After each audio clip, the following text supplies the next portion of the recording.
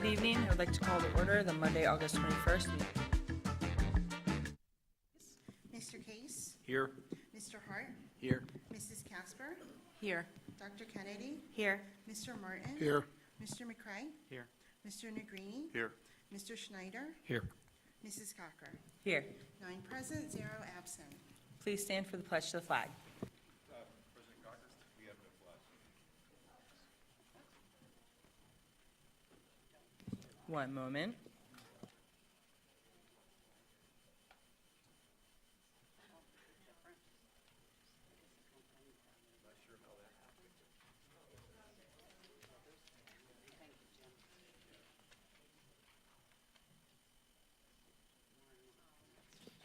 Thank you, Mr. Simcox.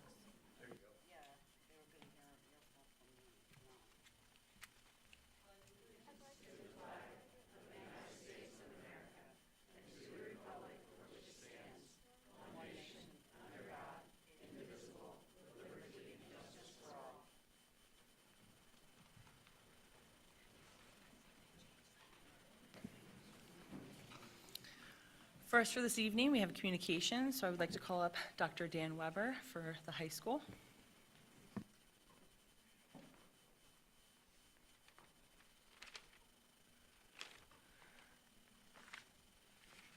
He's not Dan Weber. President Cocker, if I may, I'd like to join Dr. Weber here in acknowledging the work of our students in our various summer school programs this year that will lead with the culmination of recognizing some new members of the class of Wilson's 2023 graduating seniors. First of all, to start in the middle school, our summer bridge math programs allowed 19 students to advance through some middle school math. 14 of those students successfully completed requirements to move into Math 7B/8 this year, while another 5 students successfully completed requirements to move into Algebra 1 as 8th graders. Moving up to the high school, we had 159 students earn a combined 186 course credits through the 8-week program for original credit courses, and that represents almost an increase of 60 students from last year.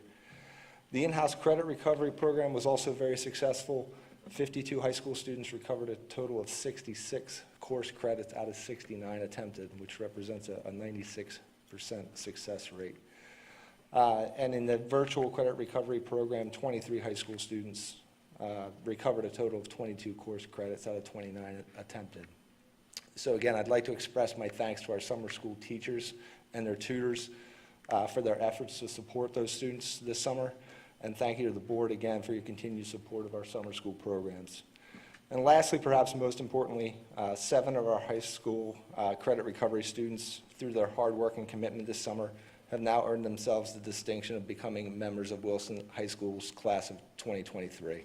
And 3 of those students have joined us this evening. Dr. Weber. Thank you, Mr. Campbell. The microphone is a much more appropriate height for me than it is for you, just saying. So I want to ask my 3 graduates that are here tonight to come up here and join me, and 1 future Bulldog. So, as Mr. Campbell said, we had 7 students make it to the finish line this summer, which is a fantastic feat because the perseverance and work ethic of the students will carry with them a long way. And so we're very, very proud of all of them. The 4 that were unable to join us tonight, I do want to acknowledge as well. Victor Cedeno, Jaden Robinson, Jensen Santana, and Serena Spada were unable to be here for various reasons, but they did make it. So please join me in giving them a round of applause.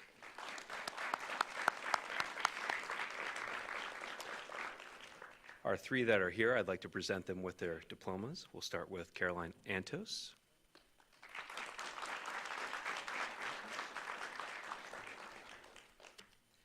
Miss Alyssa Jackson.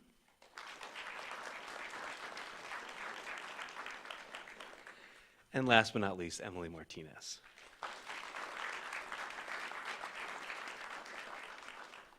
So with that, I turn it over to Dr. Trickett. Thank you, Dr. Weber. Congratulations, seniors of the class of 2023. By the power bestowed upon me by the Commonwealth of Pennsylvania and the Pennsylvania Department of Education, I now pronounce you as graduates of the Wilson High School class of 2023.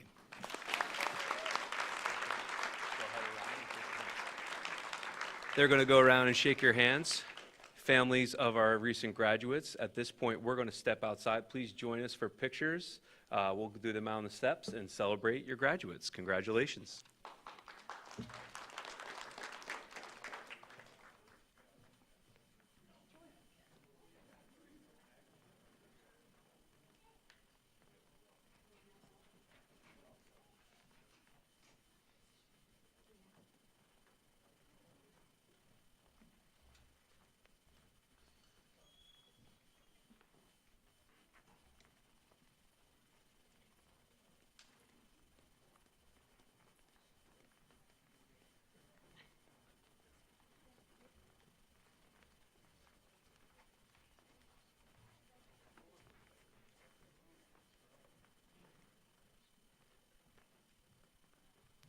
Okay, thank you to Dr. Weber and Mr. Campbell for the presentation. Our next communication item is presentation of the year in review. Dr. Schreckett? Yes, thank you, President Cocker, and again, congratulations to our 7 additional graduates. A lot happens here over the summer, and we're proud of all the kids for persevering and doing whatever it takes to get to the finish line. We know that graduation and getting a high school diploma is a critical step to help students become life, career, and college ready. So again, just want to thank them and thank the team, Matt, Mr. Campbell, Dr. Weber, all the teachers that worked with our students and continue to encourage them to do their very best. So tonight I have the privilege of doing 2 presentations for the board and our community. The first one is just really an honor for us to stand up here and talk about our first ever year in review. This is a publication, if you will, digital publication. Perhaps we'll see if we can get it to a print publication as well, that we started talking about last year and really started to come to life when Mrs. Troutman and her new colleague, Sam Weitzel, who works within her department, had some time to focus with our departments this year. And really what this document encapsulates is just all the celebrations as an organization, as a school community that we accomplished last year. And it touches on some of our future priorities for the 2023-24 school year. Again, I'm a big believer in setting priorities and goals, but I also think it's critical that we celebrate the good work that is going on in the organization, especially with our kids and our staff. So you're going to see a very highly visual document. Again, this will be released on social media here. I believe it's already posted on our website. Just an opening message from me as the superintendent. Talking about some of our district fast facts. A lot of this information you have seen before.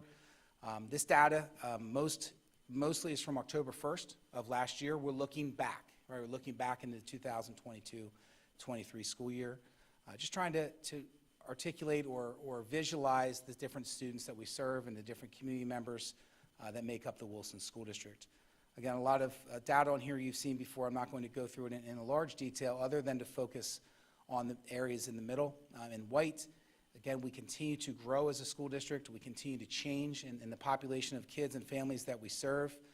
And we do all of this within the confines of the budget that you see in the bottom right-hand side. Co-curriculars, athletics, clubs, extracurriculars are a critical component to our curriculum. And I say that word intentionally. I do believe that that is part of our curriculum. I do believe it's part of what makes our school and public education special. And I especially believe that kids that are engaged, and research would prove, are more likely to be successful in life. Whatever that level of engagement is, it's our responsibility to try to encourage them to participate. Just mentioning who some of our teammates are who help guide and support the organization and our staff.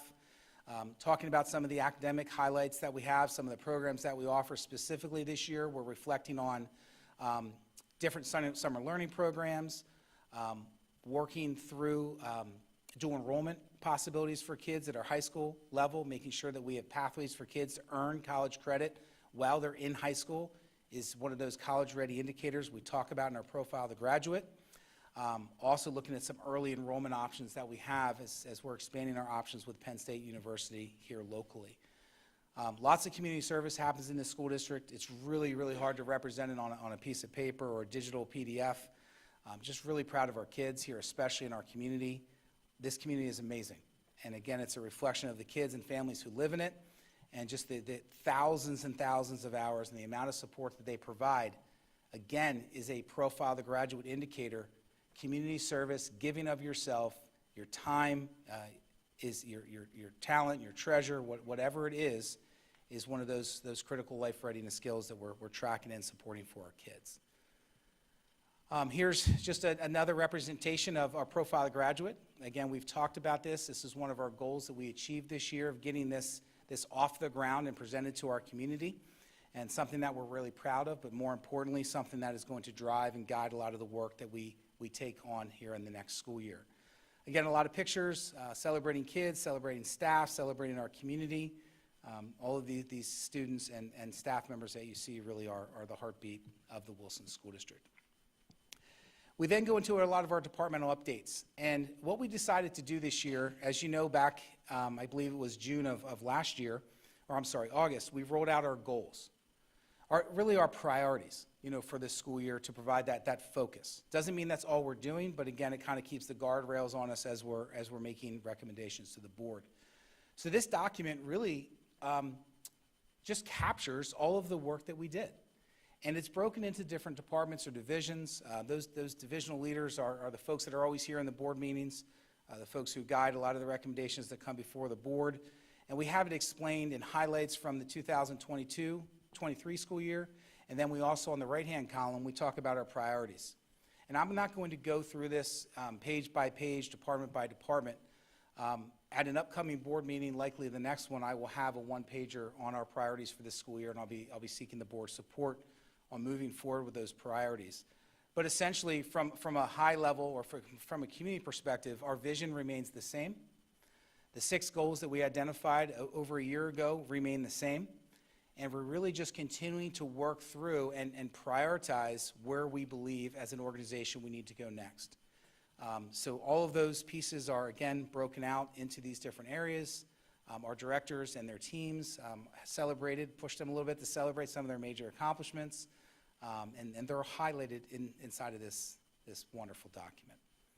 So again, you'll see human resources, transportation, special education, public relations, lots of information packed into all the different bullet points that you see.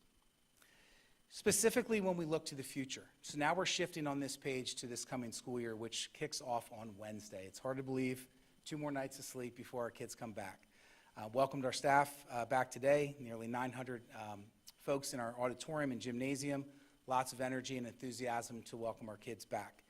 But these are really our priority areas for the school year. Again, I talked about those goal areas. There they are. Lots of work to be done still with the Profile of the Graduate, lots of data, lots of planning to be done, ensuring that we're putting kids on the correct pathway to achieve and to grow in each of these areas. Again, the long-term vision for this is that we have interactive ability to see each school, or at least at the district, in an interactive way, to see how we're doing. How are our kids doing with attendance? How are they doing with their PSSAs? How are they doing with their connection to an adult? How many kids are participating in community service?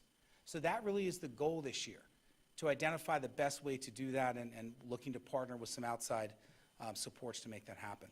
Recruiting, hiring, and retaining the best people continues to be probably one of the most difficult tasks that we have. We all are aware, we're all reading the same reports. It is very difficult for us to bring in excellent people to serve our kids. So we are really trying to do what we can to create a culture that's welcoming and supportive and caring for kids and staff. We're trying our best to make sure their job descriptions are appropriate, trying our best to make sure they're onboarded and supported, mentored, and trained so that they can do their jobs, making sure we're asking them how we're doing and analyzing those results and applying that to the direction of the organization. Lots more within that particular piece. I just will do one more plug publicly. If you have great people that you know would love to work with children, please send them our way, and we would be happy to sit down and see if we can find a home for them here at the Wilson School District. Curriculum instruction, assessment, and the environment down below. Again, you're going to see a continuation regarding some of the work that we started last year. The work, again, is just an extension, working on assessments in our secondary space, really trying to implement a MTSS program or system throughout our elementary space, ensuring that we have supports in place for all students to challenge them, to support them throughout their continuum in elementary and their programs. Also while focusing on making sure that they have a supportive and healthy, challenging, welcoming environment here when they're with us. Obviously, safety ties into that. Officer Kaiser, it's nice to see you here tonight, sir. Covering today for Officer Johnson, so thank you. You actually made the year in review. Very happy to bring Officer Kaiser on last year is one of the goals that we established that we were able to accomplish. Next work there for us is all spelled out. Again, kids need to feel safe, staff need to feel safe, our community needs to feel safe on our campuses. Door access systems, camera configuration, visitor access, all of those major systems are areas of priority. We're securing hopefully some grant funds to help with that, waiting on some of those decisions to be made at different levels, really just making sure that that's a focus. Buses, making sure that our communication systems across buildings are strong, and really just, again, focusing on student belonging. I can't say that enough.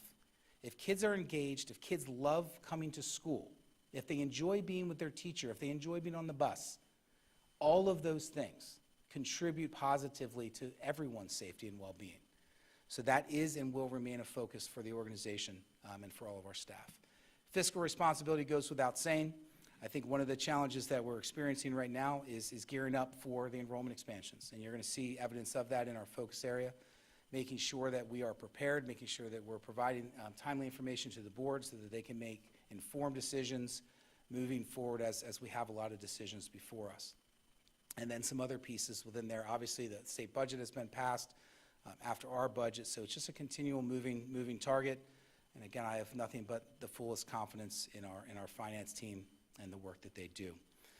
Second to last on there is assess and evaluate the facilities improvement projects. This is what we do almost every week up here. We talk about where we are. We make recommendations to ensure our buildings are up to date. And obviously, right now, our focus is the 2 board agenda items that will be coming here shortly. A lot of work goes into that. Again, one more time publicly thanking Sean Dowdy is here from Crabtree Robards Associates, who is very supportive of me and our team and helping us in every step of the way. Facilities reservation system is also on here, and really trying to make sure that we are embodying the brand that we are trying to create here so that it feels like you're in the Wilson School District. And then the last piece there isn't necessarily a strategic goal, but what it is more is a way for us to maximize the likelihood of achieving some of these goals, and really just making sure that we're creating ways for our community to provide feedback, and this is a challenging piece for us. Admittedly, it's easy for us to get feedback from certain stakeholders and more difficult for others, so that's something that we're looking to dig into this year. Part of that work will likely be a communications audit, asking for feedback and trying to improve our practice to the best of our ability. And then always, we will be sharing the stories that happen, the miracles that occur every day in our school with kids. That's why we're all here. That's why we come to these board meetings, because we care about our kids. So our year in review is our first shot at celebrating all of that. Always stay connected with us, as it says on the back, through all of our social channels. And again, big shout out to our team for bringing together this first ever Wilson School District year in review. Any questions about that or comments before I move forward from the board? I just want to thank the team. It's beautiful. I think the pictures along with all of the data is very helpful for people to get a real feel for what goes on a daily basis in our district. So thank you, Dr. Schreckett.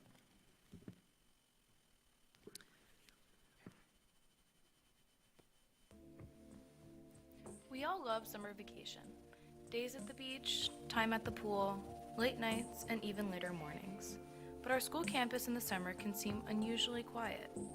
Classrooms are empty, there's no artwork on the walls, the roar of the crowds is traded for whistling wind, and the conversation and laughter around the cafeteria table falls silent. The focus shifts to recapping, planning, and preparing for why we were all here. And that's our students.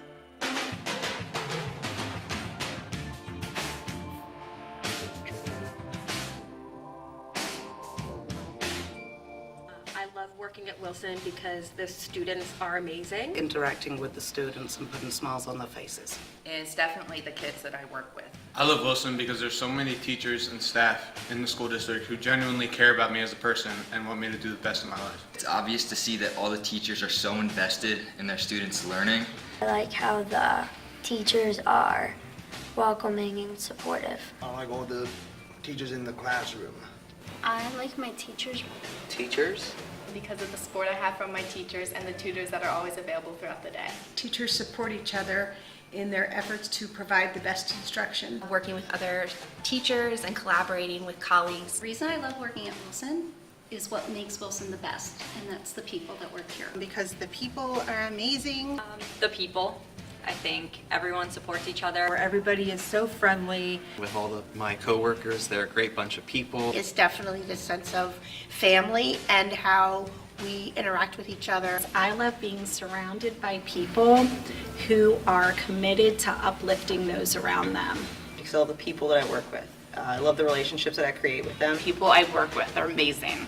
The community between the students and the staff and admin and just everybody. Ever since I started, I always felt so welcomed and supported. Everyone comes together to help the students and the staff, and it's just a great place to be. And because of the community, the support from parents, community members, businesses has been so transformational for the experience that I can provide as a teacher. Because I feel that the community as a whole is very supportive of one another. My kids are actually the fourth generation to go through this school district, which I think you'll find is probably not a unique situation. Because it's generational.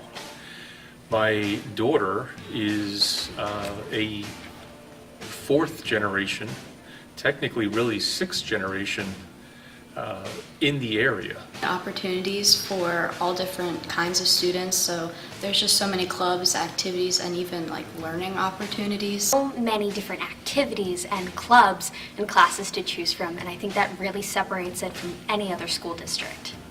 Going to all the school's events and participating in the school spirit. It makes my brain smarter. I'm really grateful for all of the opportunities that I had here that really prepared me for not only my college experience, but for later on in my life.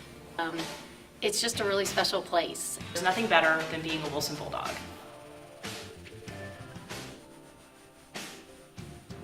Supportive. Invested. Kindness. Family. Clean. Kind. Amazing. Legacy. Inspirational. Strong. Pride. Inspiring. Community. Together. Community. Community. Community. Community. Excellence. Challenging. Welcoming. Fun. Fun. Excellence. Community. Rewarding. Opportunity. Inclusive. As pride. Exciting. Fun. Family. Community. Love it. Home. Wilson is home.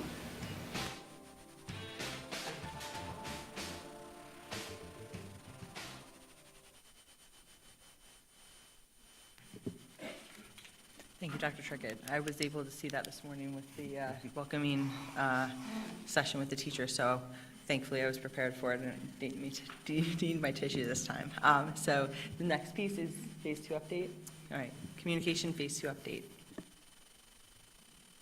Yeah, so just a recap of that video quickly is that was obviously students, staff, family members, community members, alumni that came together to put together that video piece to welcome our staff back this morning. So well done. Definitely warms my heart as we begin to welcome them back as well, our students, on Wednesday. So the next piece this evening for me is to provide an update in regards to what I started discussing last time we were together. So tonight's update is focused on Phase 2. And as a reminder, Phase 2 is, this is not advancing for me, Ryan. Got it. Phase 2 is a focus on our recommendation for how to handle the enrollment expansion that we've been experiencing as an organization. So taking the feedback that we've received both personally from the board, that the board has passed on to me, to our team, as well as with the Thought Exchange, we have put together some additional discussion points to share with the board for their consideration in the community this evening. So specifically, we're going to talk a little bit, we're going to go back in time, and we're going to talk a little bit about the timeline and conversations that we've been having throughout, really for the past 3.5 years. We're going to take a look at some of the Thought Exchange feedback. We're going to talk about some of those key questions and clarifications that we feel are important to bring forth talk a little bit more about the Lincoln Park site and reiterate a couple of those pieces, talk a little about Southern addition and renovation project, explain a little bit about what I'm asking for and what the board motion is this evening and what you will be considering, and also talk about next steps as well as some board dialogue. So timeline, again, I'm going to focus primarily on everything regarding Phase 2. There will be a couple pieces in here referencing Phase 1, as I believe they're critical decision points that led to other pieces and recommendation shifts. So really this conversation began in January of 2020, where we engaged the public and the board through workshops in this room regarding the feasibility study that was conducted.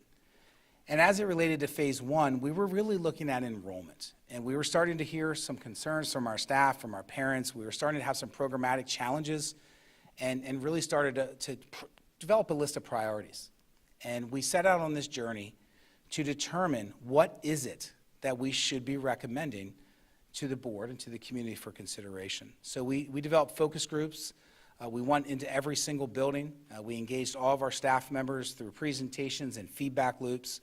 We talked with students, all regarding different options. We were talking about grade realignments. We were talking about the possibility of building a 5-6 building, a new middle school, a new elementary school. We were talking about building onto schools. There was a variety of different options.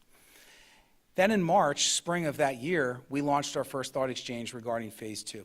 And we asked for people to review the feasibility study and ultimately talk about the priorities. And we started to establish what we thought should be priorities as we made recommendations moving forward. We then scheduled a board workshop where we took a look at that feedback and we were kind of narrowing down our priorities as a collective board. And what we learned through that process from March to November is that there was staffing costs that had to be considered when you were looking at adding on capacity to our school system, especially our elementaries and our middle schools. So we were looking at funding options to fund the construction, but we also had to build up in our operating budget the money to sustain the hiring of staff to service children in these schools. And there was conversation that occurred around how long that would take to responsibly build up those monies to ensure that we could open the schools with staff. So at that point, there was a decision made where we had to really look at Phase 1 because we knew that it was going to take us years to build up the staffing, again, operational budget that we needed to fund it. So the board shifted their priority and said, let's get started and make Phase 1 the Performing Arts Center, because there was not a large impact on staffing costs. So we got our direction and we began marching in that direction, and we brought forth all different types of recommendations regarding Phase 1, which we're going to talk about more later. We also then, fast forward to April 2021, we're talking about Phase 2, and we were gearing up for, once we had Phase 1 kind of in the works, what our recommendations should be for Phase 2. And at that time, we recommended 5 options, and some of you were probably in some of those board meetings or watching from home, and we talked and debated about these 5 options, and then we narrowed those options down from many, many more. And really then what happened after that is we kind of stalled out for some time, and you'll see nearly a year, because it was tough. We presented a lot of different things to consider. Grade realignment, massive redistricting, lots of challenges that we just had to address. So we then, back to the drawing board we went. We took feedback that we received and we tried to be responsive to it. Fast forward to February 2022, still focusing on Phase 2. We presented a recommendation to the board to build a new elementary school at a site to be determined and to do a comprehensive renovation and addition, remodel, expansion at the Southern Middle School site. That was February of 2022. The very next month, we received bids. We opened the bids, and we realized for Phase 1 that they came in really high. Again, a decision point. And as everyone is aware, the board did choose to reject the bids for Phase 1. We then realized that we had to do something immediately to alleviate the pressures we were feeling in our elementary schools. And we led a right-sizing plan to temporarily balance our elementary schools, not a permanent solution. That was in March through May of last year. Throughout the last year, after that, we continued our due diligence on the property that we were considering. Continued to work on phase one. We redesigned the scope, redesigned the location, and really went back to the drawing board to bring forth a solid recommendation for phase one. Again, all the property, we were looking at enrollment numbers, we were looking at transportation and staffing impacts, budgetary and programmatic needs, which all ultimately led us to the recommendation that I made 2 weeks ago and the same recommendation that I will make tonight. August 7th, that was just 2 weeks ago, is when we made the recommendation. Again, that recommendation is the same recommendation that was made in February of 2022, with a couple of exceptions.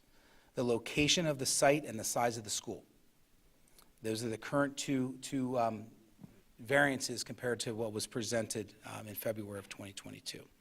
We then launched on August 9th a community thought exchange, which I will review. And then here we are today on August 21st, asking for the board authorization to partner with Crabtree on the schematic design phase. So the next thing I'd like to cover just very quickly is the thought exchange, and I know everyone was able to see the themes as they were changing in real time. Real quickly, to break down, 503 responses, 69% were parents, 20% were staff, 2% students. Good for you, students. I love that number 8. I wish it was higher, but good for those 8. Community members, 19%, 96. And then 2% or 10 people represented themselves as none of the above. Thought exchange, as you know, generates these themes, right? It captures themes and feedback, and it then has a system to kind of go in and rate or rank those themes.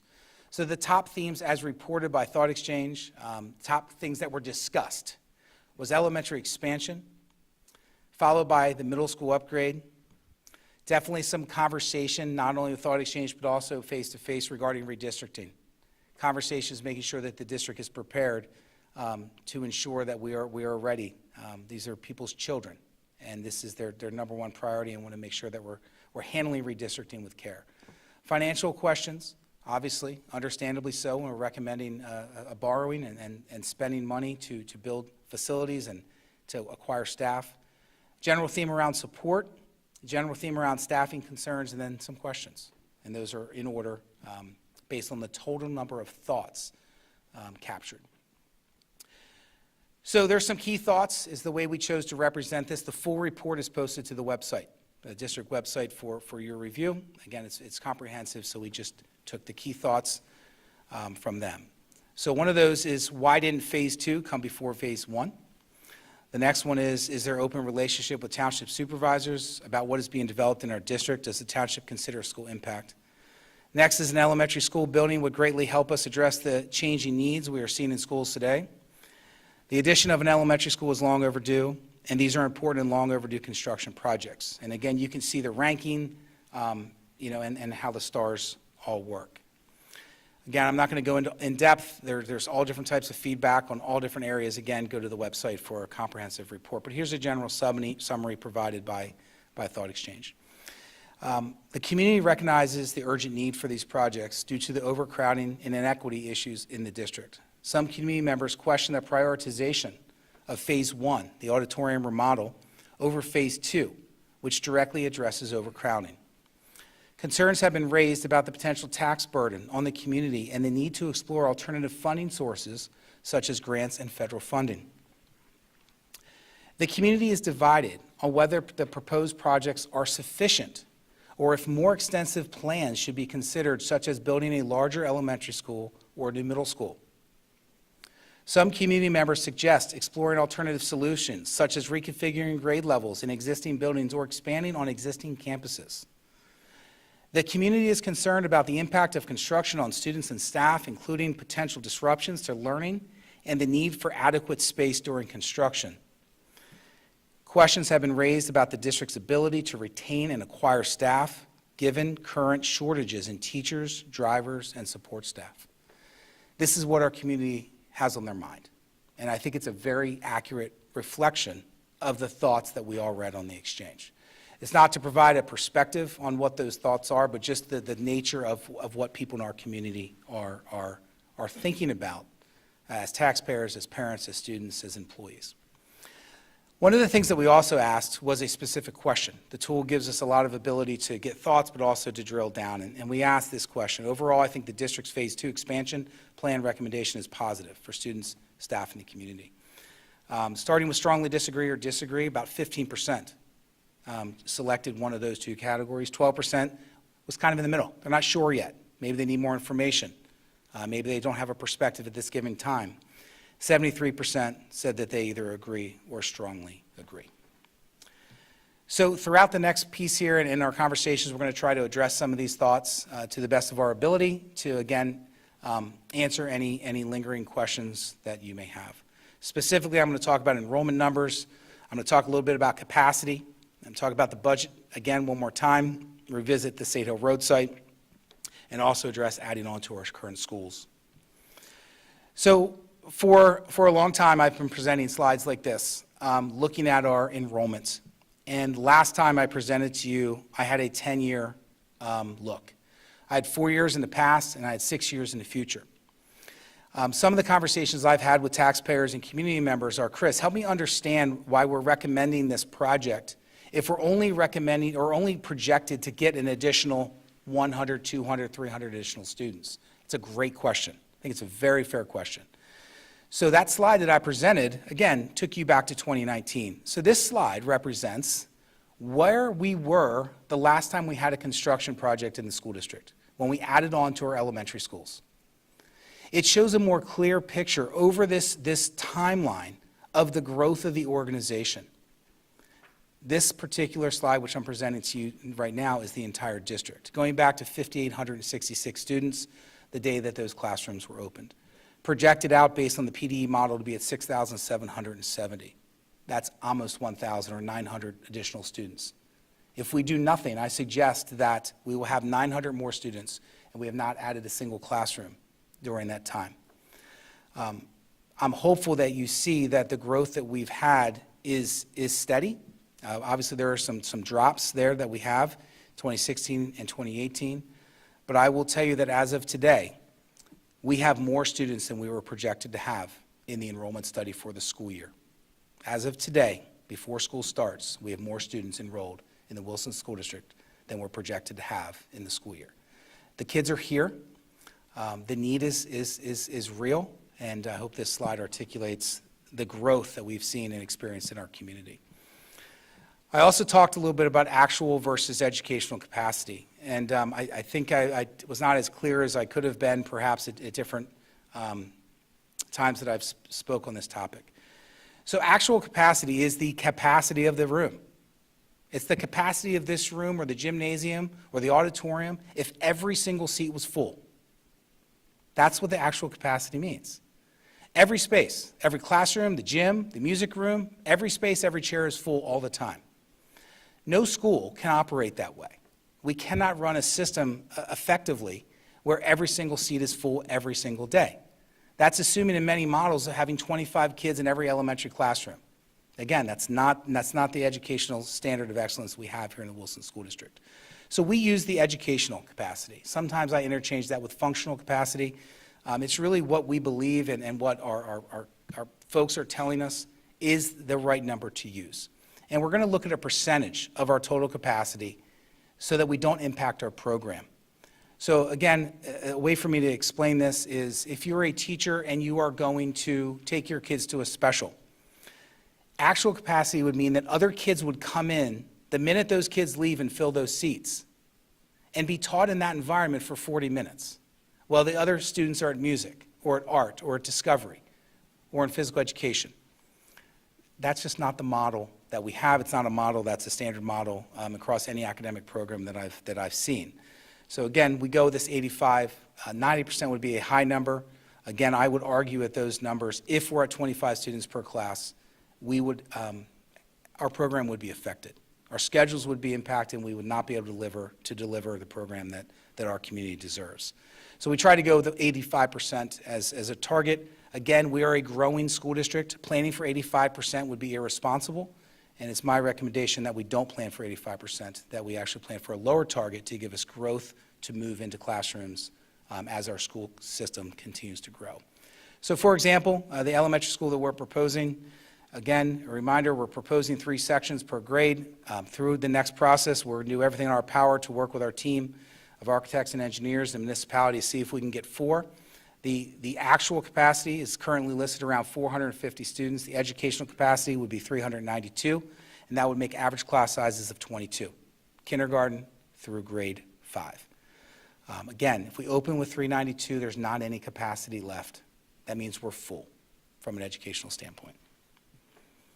So considerations, again, I talked about this, but just one more time about specifically the cost. We own the Lincoln Park site. I do believe it's the best location for us to continue to conduct a due diligence process on. The other site that we were looking at does have a cost associated with it, not only from the physical land, but also to do the land development and site work. We're estimating that total cost of 2.2 plus approximately $1 to $1.5 million additional costs to do the grading and the site work at that location. And then again, as a reminder, things have changed since we started looking at the property. Initially, we were looking at the possibility of a middle school or some type of an intermediate school. We do not believe that site is an appropriate site for that size of a building, really would be capped around that 600-student site, and transportation is limited. Very few walkers, and significant increase on busing, which is a challenge for us. We have amazing drivers, great fleet, but it is very difficult to propose a plan that increases substantially the number of buses that we would need. We also looked a lot at adding on to current buildings. We talked about this a lot a few years ago. Just again as a reminder, our schools were basically built for the school, just like the school we're recommending tonight. They were built for those 3 classrooms. Again, approximately 400 students. All of those schools are now in the mid to upper 500s, all of them. So on top of it being more costly, it also is programmatically just not appropriate. The hallways, the stairwells, the bathrooms, everything was built for 400 students. And when you have schools like Whitfield that last year was over 600, you feel it. You feel it in your academic offerings, your ability to offer art and music. All of those things are affected. So again, traffic capacity, parking, flow, we would be significantly over the capacity that those schools were built to accommodate. So those are all reasons why we're not recommending to the board building on to the elementary schools that possibly could be built onto. Not to mention underground stormwater retention that would have to be moved, and a whole host of other concerns that would have to be mitigated and worked through. So again, our phase 2 recommendation ultimately leads us to this. We are recommending still today to build a new 3 or 4 section per grade elementary school at the Lincoln Park site, which would create 6 elementary schools. I say 3 or 4, pretty confident on the 3. We need to move in next into the schematic design phase.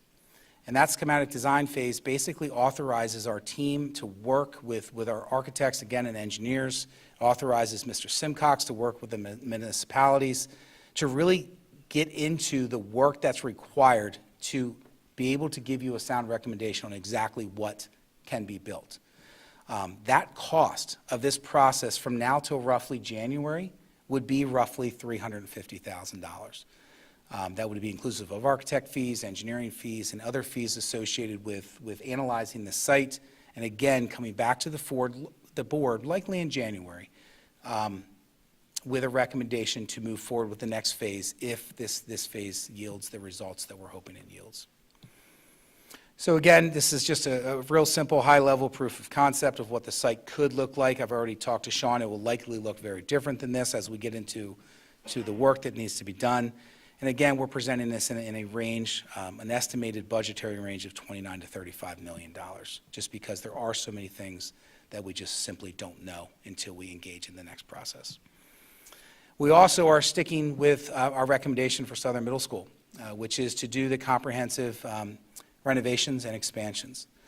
And I broke it down into the different components of the proposed project tonight, as I think there's lot of great questions that came from the community regarding the scope. And you heard from the thoughts. There are people saying we're not doing enough. There are people saying it's long overdue. There are people who want a brand new middle school. So we are trying to be responsive to that. And one of the ways we did that is by breaking apart the components. So the HVAC system, that's an entire swap out of the heating, ventilation, air conditioning system, is roughly $12 million. Somewhere in that ballpark. Again, we'll know more once we get through our process, just for heating and ventilation and air conditioning. That is work we need to do regardless if we move forward with this project or not. That is the next school in the list. We just did the Lower House this past year. So that HVAC project, I would contend, as affirmed by our team, it needs to get done. New construction is, again, these are very approximate numbers, somewhere in the $14 million range, and then renovations around $14 million. Again, I've had some feedback that the scope of those renovations may not be significant enough given the age of the school. So again, tonight, in that one board agenda item, we're asking you to enter into an addendum, and the ask here is roughly $500,000 of expenditure to move into this next process. That's roughly the bills, the invoices that we would receive if the board so chooses to move forward with a schematic design process. Again, I presented this. This was also in the communication we sent out to our community. It's a general overview, kind of proof of concept of what we would do and the scope of the renovations. Blue is the new additions. And then we actually, in the subsequent slides, in this slide deck, we actually spelled out what each of those colors represents. And I'm not going to read them all to you, but you can basically see that there's different levels of renovations and different levels of work that needs to be completed based on our cursory first attempts. Again, we need to get in there with our teams, our engineers, to look at this more deeply. Green, HVAC only. Yellow is your mono renovations. Painting, hardware, select finishes, things of that nature, perhaps flooring. Orange is moderate renovation. And again, you can read what this is, but this is a more comprehensive plumbing fixtures, toilets, locker rooms, wall configurations will basically stay the same. So walls are not being removed. Heavy is red. So that's our heavy renovation. The team has identified, teachers, principals, that there's areas that need to be reconfigured, and that's the areas that are identified in red. Specifically, they're those pinch points that we talked about. The school was built for X number of children. They're now pushing 800. Those hallways are tight. So we're looking to do some pretty comprehensive, heavy construction in those areas, and then blue is new construction. I fully anticipate the scope of this work to shift as we move into the next 3 or 4 months of this process. So again, a little bit of the cost of this. We presented this slide last time. It remains the same. Again, these are the estimates that we currently are working with for Lincoln Park site as well as Southern Middle School. We have the total estimated cost for Phase 2 construction ranging somewhere from the low of 68 and the high of 69. We also currently have in our 2021C bond, somewhere between $14 and $15 million is what we're projecting to have if the board moves forward with the bids for Phase 1 and if those bids come back favorably and close to anticipated, which means ultimately to our community, our taxpayers, and to the board and all of us that we would need additional funding estimated somewhere between $53 and $65 million. We're not asking for any authorization to move forward with the borrowing. Again, we will take the next 3 or 4 months working within our committee structure to present different scenarios, different options for the board to consider if that would be a need. So next steps on this project, as I mentioned today, we do have a board motion in place. If that is successful, we will spend the first part of our school year engaging the community regarding Phase 2, and that includes our staff, that includes our students, making sure that our plans are appropriate and meet their needs. We will also continue conversations regarding borrowing options and structure, and we'll consider how that will impact our millage. I mean, obviously, that is a goal of ours, making sure that we're being fiscally responsible, and our board and our community will need to weigh in on that from a debt service perspective and how much we're willing to potentially or not impact our millage rates. January through February 2024, it's hard to say that already, 2024, we will be looking to enter into perhaps the next phase of the design process. There's about 4 or 5 decision points for the board in any of these large-scale processes that we go through, so that will likely be around the time of the next vote. And then again, sometime in that area, likely January to February of 2024, looking for board authorization, perhaps, to secure financing. So that's the extent of my presentation. Hopefully it answered some of the additional questions that came up. I'll turn it back over to President Cocker. Thank you, Dr. Trickett. I believe the board has time during the vote on those agenda items for any discussion. I think it's important that we hear, we have quite a few public participation on agenda items related to this, and I think it would be helpful to hear public comment and then move on with the agenda. So Mr. Maravich? Rules of public participation for Wilson School Board meetings. Pursuant to the Sunshine Law, Robert's Rules and Board Policy, the following are the rules of public participation. Individuals attending the meeting are expected to conduct themselves in a responsible and respectful manner, does not disrupt the meeting. Public comment is not question and answer, but is instead an opportunity to offer comments on matters that are or may come before the board. Matters concerning personnel or students may not be discussed, even if the employee, parent, or student is speaking because of confidentiality laws. As it relates to questions, the superintendent may assign an administrator or may speak directly to the speaker after the meeting to attempt to answer those questions. The board respectfully requests that you direct your comments to the board as a body, as it's the board in its entirety that must vote on future matters. Clapping, calling out, and cheering are not permitted, nor are conversations in the audience. Individuals should not approach the board tables. Individuals should make their comments from the board speaker lectern. Comments are limited to 3 minutes, and I provide a hopefully not interruptive 1-minute warning. Any person making threats or violence may be removed from the meeting or cited by local police. These expectations are outlined in Board Policy 903, which is on the school district's website and boarded within board docs. Thank you, Mr. Maravich. First, we have Jennifer Denny, Phase 2 construction.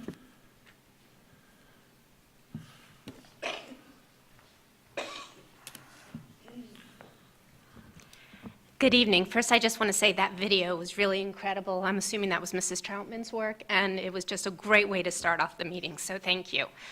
I wasn't able to be at the meeting last week, or 2 weeks ago, so I watched it online. And when I saw that this topic of the Phase 2 had come up, I was really excited, because I had wondered when that was going to happen. For some time, I felt it's a priority for this district to bring Southern up to the standards of West, well, to bring Southern just up to any standards, but especially that of West, and to deal with the overcrowding that we're having. And since the meeting, I have talked to as many people as I could talk to about this. It's summer, so not as many as it might be in the school year, and I found some themes, which Dr. Triggett, you talked about a lot of them in there.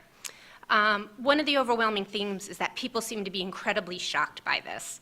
And so your timeline was really helpful, because I remember those meetings back in 2020, and this isn't something new, but there seems to be this perception that this came out of nowhere. And I don't think that's a fair perception, but it is what it is. The other thing was that right after that meeting, I was at a church event, and I met a woman I had never met, and we were talking, and of course kids come up because that's what parents tend to talk about.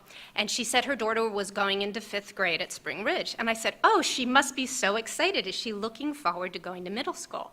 And she said, no, she's actually really upset, because she already knows that her friend group is going to be split in half. And on top of that, this summer, she was at West. And it was the first time she was at West, and she got to see West. And she came home and she said, Mom, why don't I get to go to West? Southern is nowhere near as nice as that. In a school district where we have such excellent education, it is simply not fair that half of our students are going to what is a facility-wise substandard school. And when I went to Central, Southern was considered to be lesser in terms of facilities. And that was a long time ago, and so here we are today, and that's still the case. So I'm glad that this board and this administration is looking at bringing Southern up to standard. In terms of the elementary school, the other thing that I've seen that you specifically addressed tonight is that there seems to be this perception that as soon as if an elementary is built, all of a sudden taxes, it's going to be like this gotcha. Taxes are going to go up because there's no money in there for staffing. Mrs. Schlossman addressed it at the last meeting, you addressed it today, but people still don't seem to understand that for 3 or 4 years this has been built into the budget. And so if a school were to open tomorrow magically, we have money in the budget to fund the staffing needs. We even have staff in other buildings to do that. So I guess overall I would just say that we need more information, yes, and that's obviously what this vote today is about. I support that vote. I hope that we can find a way to better share this information with the community so that they have an understanding what's going on. Thank you very much. Thank you for your comments. Emily Leiboff, auditorium renovation.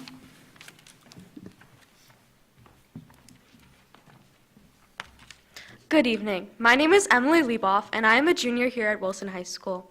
I'm involved in the Wilson Theater Company concert choir, treble choir, and select choir, along with multiple officer positions within these groups.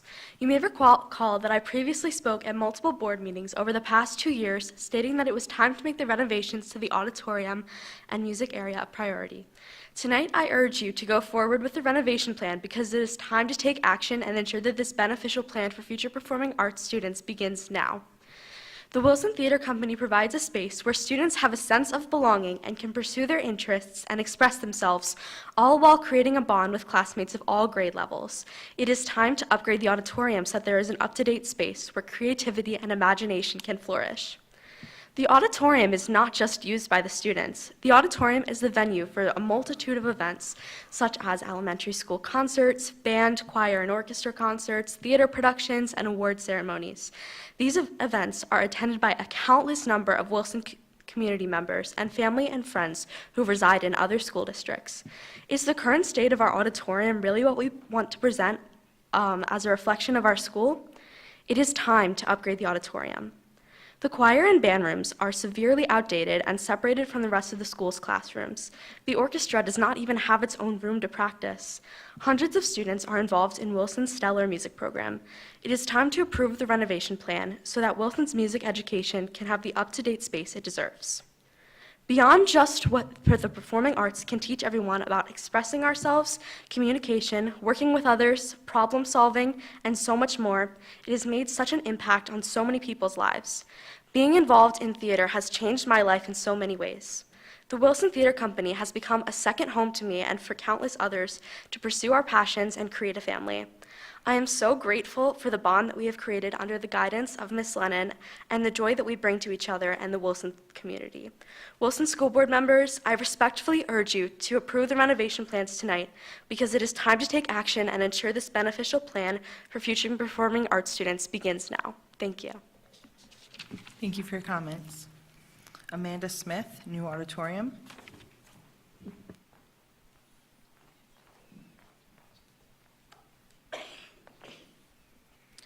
Good evening, members of the board. My name is Amanda Smith, and I am the president of the Wilson Theater Company for the 2023-2024 school year. Throughout this process, many of our members have come up and spoken about the importance of theater in our community to show our support for a new auditorium. Myself, I have been speaking at these board meetings for this exact reason since my sophomore year. Tonight, I want to re-emphasize this importance, especially in how it relates to the life skills I have learned on this stage. You see, theatrical skills are not just for theater, they become exceedingly important in reality as well. Learning to improvise and think on your feet, or deliver a presentation with confidence, as well as building the courage to perform in front of a group of people, are skills that are not just useful in our world today, but necessary. These examples are all tools I have gained in the years I've spent on this stage. Building a modern auditorium will foster an environment where future and current students can develop these skills and learn how to utilize them to further their success. These kids deserve the same chances at success as students in other districts who have newer auditoriums or better facilities. Thank you for your time. Thank you for your comments. Brody Wagner, auditorium.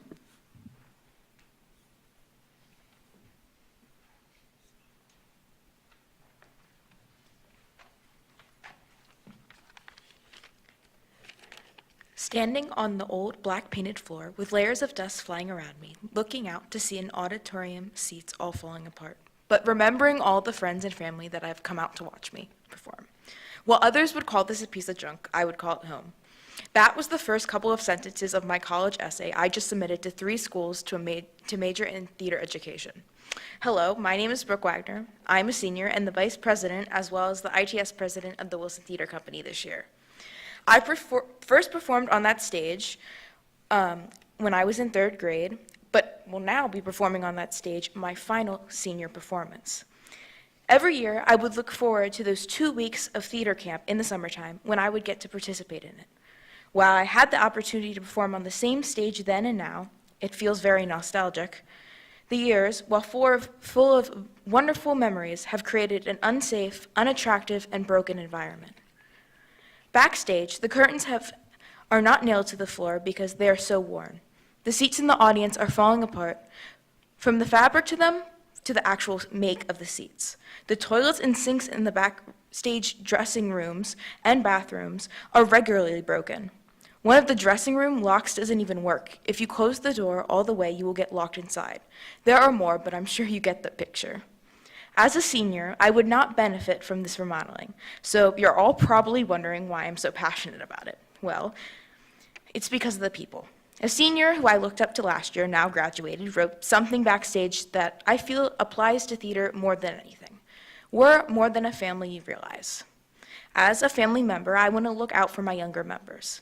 I want to see them thrive on a stage that is beautiful, a stage that allows them and all their work to be heard, a stage that will hold as much as the stage we have now holds for me. All the way from me in 3rd grade singing the bare necessities on stage to me playing Milky Way, a cow with a hand puppet last year, or even to whatever this year has in store for me. It'll be okay. Thank you. Thank you for your comments. Randolph Blatt, Phase 2, Lincoln Park.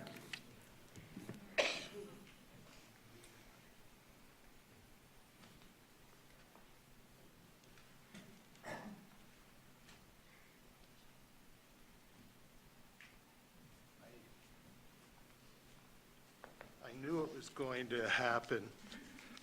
4 beautiful voices before me, and now you're going to hear voices not beautiful. Anyway, good evening. I want to give you the history of construction. First of all, the Arts Center is long overdue. When I was on the board, we had a priority that was the last one. I congratulate you on choosing the revised plan. During my tenure, I think there was about 7 construction projects that we built. We justified future land, just like if it's justified buying land, such as the one off State Hill Road, planning for the future. However, justification requires taxpayer concerns, not just emails, but open face-to-face meetings.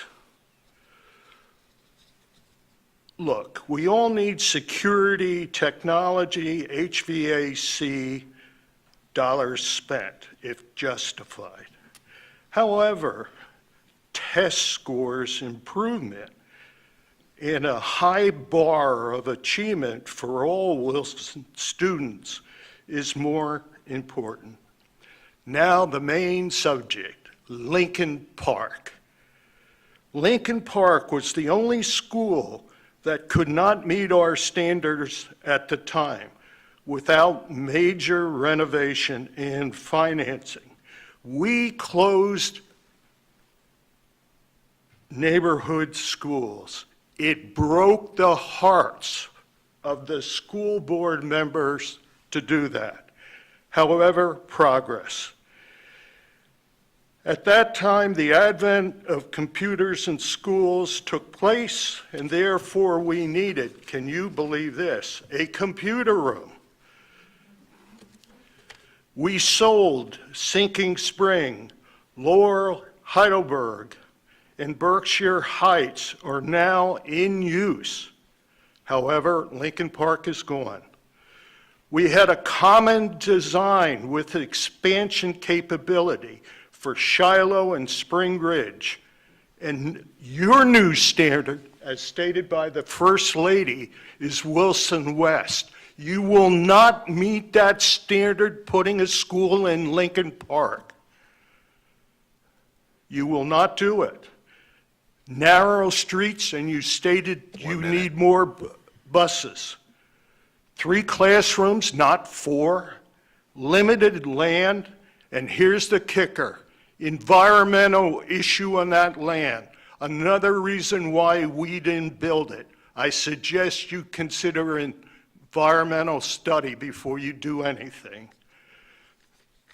Finally, only 3 weeks for you to make a major decision spending $100 million. $100 million. That's unheard of. And those meetings should have been open forums for the public to participate. Thank you, and sorry for the voice. Thank you for your comments. You're welcome. Next, we have Chastity Santiago, Phase 2.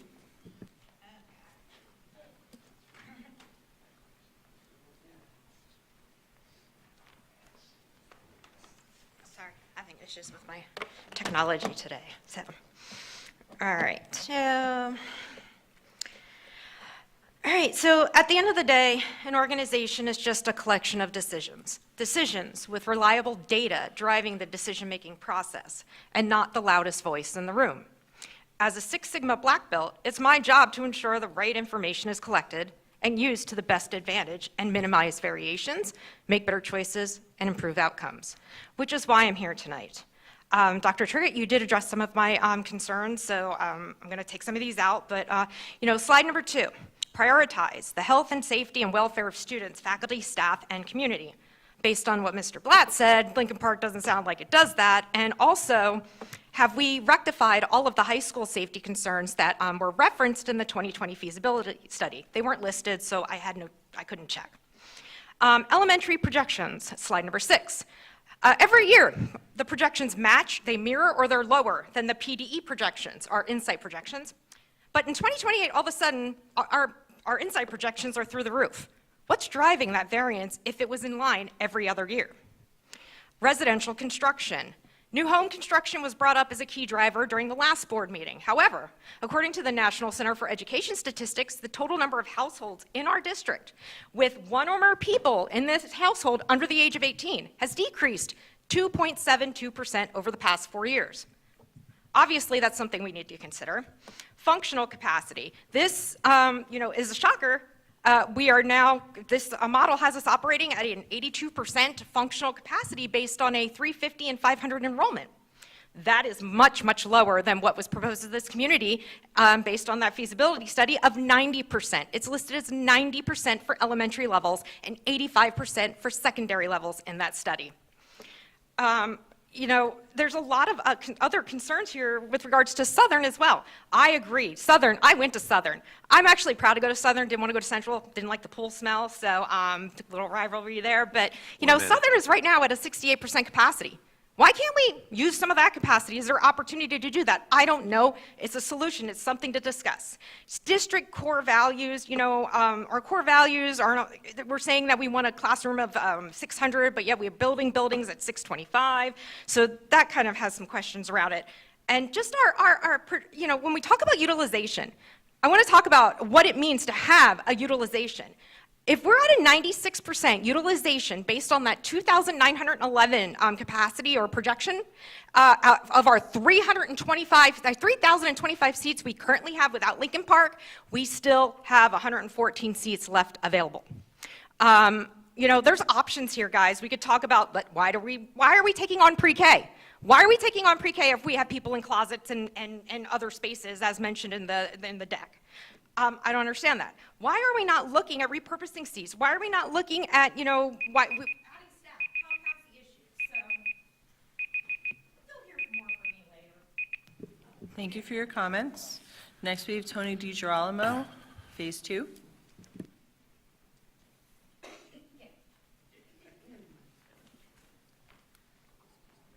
Well, I'd like to congratulate Chris. And once again, every time I hear you speak, you always give me more education. I had to revise this whole thing before I was standing there doing it. But I guess I'd really take it from what I was going to say to now, like the spend relative to the enrollment growth is what I was looking at. And I just did some rough statistics because I'm not an educational expert. But if you look at 68 to 79 million spread over on the moderate project, not the moderate, but the average one, the blue one, 123 students, that's 552,000 per student.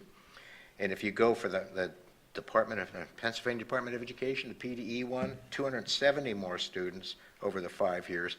That's 226,000 for 272,000 per student. So it kind of made me start looking at the rest of it too. And the graphs for the elementary school, I happen to have a class thing that I got. It's the number of classrooms. You have 129 teacher classes, in the elementary school, 568 students per school average, 22 per class.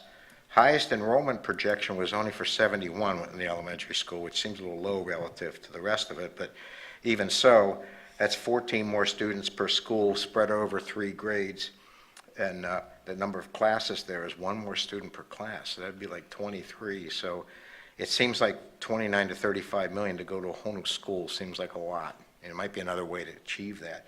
The middle school, the average projection showed 1,478 students, and now in 1,478 in 5 years, which seems like that's wrong. It can't be if you got the growth in the elementary, but even if you go to the higher one, the higher one goes, 12 classrooms, I think we were adding there, 22 kids per class, 264 more middle school student capacity. But the most extreme growth projection from the Pennsylvania Department of Education had 160 students. So the size, you're over capacity in the school there. Also, I just divided, if you have the 35 million cost for the students on the elementary school, it comes out to 100,000 per student. But the remodeling of the middle school comes out to 167,000 per student. And I get that, because when you start revamping, trying to fix things, it costs more than trying to build them new to some extent, but it is a large number. But finally, you guys do this wonderful 5-year tax projection. And right now, it's kind of dismal. It shows us pretty much after next year, 4% every year, and it comes out to an average compound growth rate of 4% tax increase per year, 20% over the next 5 years, depleting all the cash reserves by 20 million, because you're going to run deficits every year of over $4 million. That's a 22 million decline in your cash and your reserves, okay? So you got nothing left. So at 2028, you got an 8% tax increase that you're going to have to do just to break even on the thing.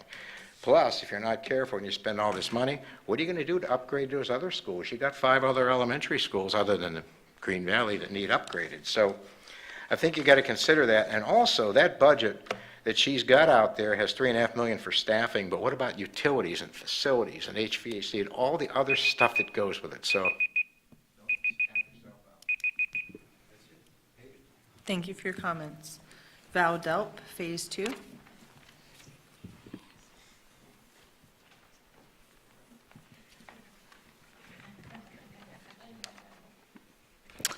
Good evening. I'll start with what I believe are the advantages to continuing with this Phase 2 proposal. Number one, smaller classes and more space and common areas would likely make it easier for teachers to manage discipline and allow for more time to work with kids at various skill levels and needs. Number two, upgrades to Southern would likely help extend the life of a very old building and bring it more in line with what the offerings are at West. 3, a 6th elementary school would eliminate the need to split Spring Ridge graduates between 2 middle schools. And 4, we already own the Lincoln Park land, eliminating land acquisition costs. These are a few questions that I have. As Randy mentioned, has there been an environmental study done on the Lincoln Park land before we invest any money into further developing that plan? 2, given the increases in housing in our community, how long will 3 classrooms for each grade level address the overcrowding mentioned, and is that equitable to what the other elementary schools accommodate? 3, what is your plan for filling all the new positions for teachers, staff, and admin? As I recall, we were under budget, close to $2 million last school year due to the open positions that were not able to be filled. And 4, would you make a commitment to do everything feasible to limit the need to significantly increase school taxes? Assuming those questions are reasonably addressed, I might be able to get behind some version of this proposal. However, there is one thing that has been bothering me, and that is that it seems that we're prioritizing facilities over education. The following are results from the nation's report card released a few weeks ago.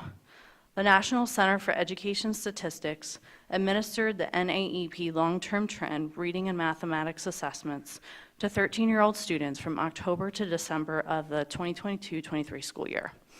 The average scores for 13-year-olds declined 4 points in reading and 9 points in mathematics compared to the previous assessment administered during the 2019-20 school year. Compared to a decade ago, the average scores declined 7 points in reading and 14 points in mathematics. And you can find this information at nationsreportcard.gov.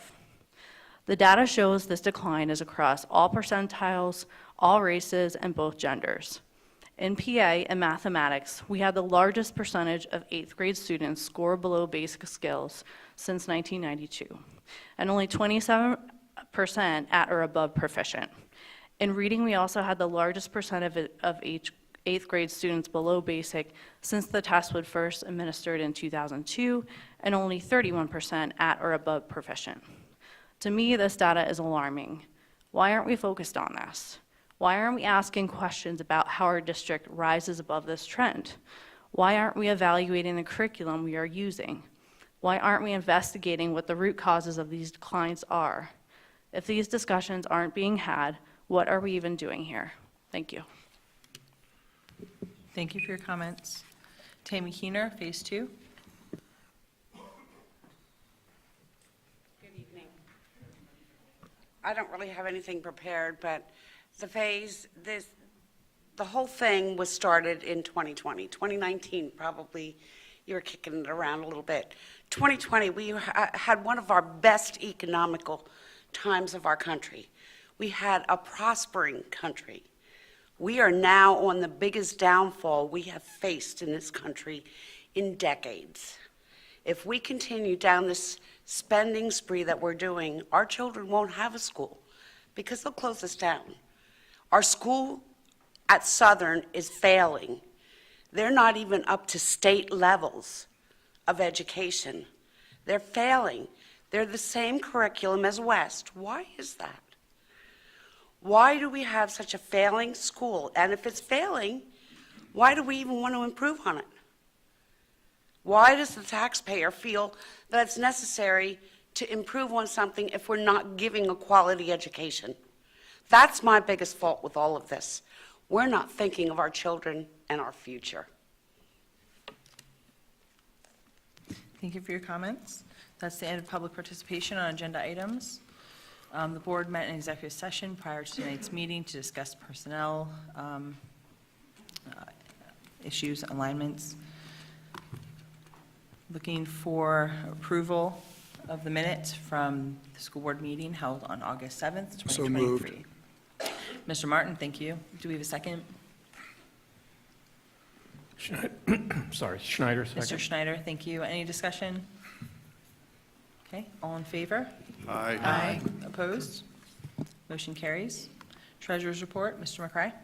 Yes, motion to approve the treasurer's report, investment report, general capital funds, and financial reports as presented in the agenda. Thank you, Mr. McCray. We have a motion for 3.1. Do we have a second? Negrini, second. Mr. Negrini, thank you. Any discussion? Okay, roll call, please. Mrs. Casper? Yes. Dr. Kennedy? Yes. Mr. Martin? Yes. Mr. McCray? Yes. Mr. Negrini? Yes. Mr. Schneider? Yes. Mr. Case? Yes. Mr. Hart? Yes. Mrs. Cocker? Yes. 9 yes, 0 no. Payment of bills, Mr. Negrini. Motion to approve the payment of bills from the following: the general fund in the amount of $1,994,605.75, from capital reserve, $621,604.24, from the 2019 A construction fund, $19,368.76, and from the 2021 C construction fund, $302,663.09, as presented. Thank you, Mr. Negrini. We have a motion for 4.1. Do we have a second? McCray. Mr. McCray, thank you. Any discussion? Roll call, please. Mr. Case? Yes. Mr. Hart? Yes. Mrs. Casper? Yes. Dr. Kennedy? Yes. Mr. Martin? Yes. Mr. McCray? Yes. Mr. Negrini? Yes. Mr. Schneider? Yes. Mrs. Cocker? Yes. 9 yes, 0 no. Financial reports, Mr. Negrini. Motion to approve the financial reports for the month of July 2023, the cafeteria, childcare, and the activity accounts from Southern, West, and the senior high school as attached. Thank you, Mr. Negrini. We have a motion for 5.1. Do we have a second? McCray. Mr. McCray, thank you. Any discussion? Roll call, please. Mr. Martin? Yes. Mr. McCray? Yes. Mr. Negrini? Yes. Mr. Schneider? Yes. Mr. Case? Yes. Mr. Hart? Yes. Mrs. Casper? Yes. Dr. Kennedy? Yes. Mrs. Cocker? Yes. 9 yes, 0 no. Under consent items, request to accept with gratitude. One, from May's Sandwich Shop, 72 coupons for a free sandwich, value of approximately $396 for new staff orientation. Two, from Chick-fil-A, breakfast treats for new staff orientation, value approximately $300. And from Sandy McKeener, 3 Bibles. Looking for a motion to accept items for 6.1. So moved. Mr. Martin, thank you. Do we have a second? Case, second. Mr. Case, thank you. Any discussion? Okay, all in favor? Aye. Opposed? Motion carries. Superintendent's report, Dr. Trickett. Thank you. Tonight I present all items inclusive of the superintendent's report, personnel and program recommendations. Specifically, want to draw attention to substitute teachers, 7.8, and professional hires as well as 7.7. Just thankful for all of the folks that we have joining our team here. Had the opportunity to welcome nearly 900 people back to our Wilson School family today. Included in that was nearly 65 new professional staff members, hoping that they found their forever home here at Wilson. Some of those folks are on this list tonight. And then also our substitute teachers, 3 pages of substitutes. These are the folks that come in, oftentimes a last-minute phone call or notification, sometimes even the morning of, to work with our students. We have a couple of those folks here actually in the boardroom with us tonight, so just very much appreciate your service and commitment to our kids. Thank you, Dr. Trickett. Looking for a motion to accept the superintendent's report, items 7.1 through 7.10 as presented. So moved. Case. Thank you, Mr. Case. Do we have a second? Schneider, second. Mr. Schneider, thank you. Any discussion? Okay, roll call, please. Dr. Kennedy? Yes. Mr. Martin? Yes. Mr. McCray? Yes. Mr. Negrini? Yes. Mr. Schneider? Yes. Mr. Case? Yes. Mr. Hart? Yes. Mrs. Casper? Yes. Mrs. Cocker? Yes. 9 yes, 0 no. Under Human Resources, 8.1, request to authorize the superintendent to make employment commitments to qualified applicants for the purpose of filling vacancies that occur between or after August 21st, 2023 board meeting, with action to be ratified by the school board at the next official meeting. 8.2, request to approve the attached list of teachers for compensation for overload at per diem hourly rate for 177 instructional days. This will provide opportunities for students to remain in courses that would not be able to run without this overload.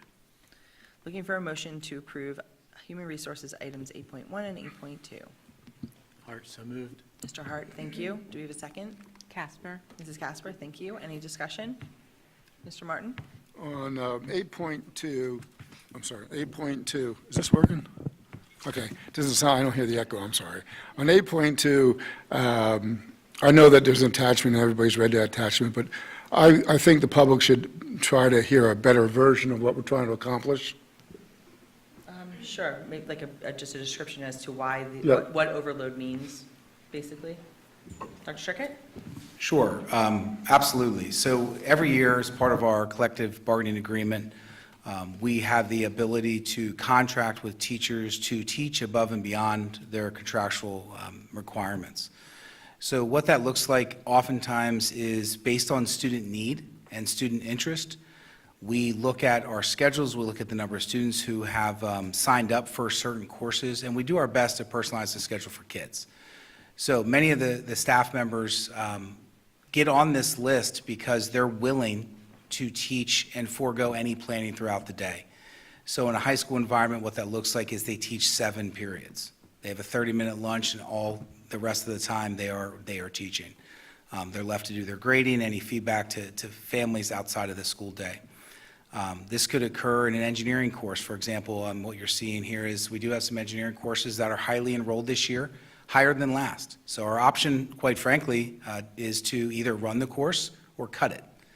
So instead of adding additional teachers, we build this up over time until we see themes emerge within different departments. And once we see themes emerge, we come before Human Resources Committee to make recommendations.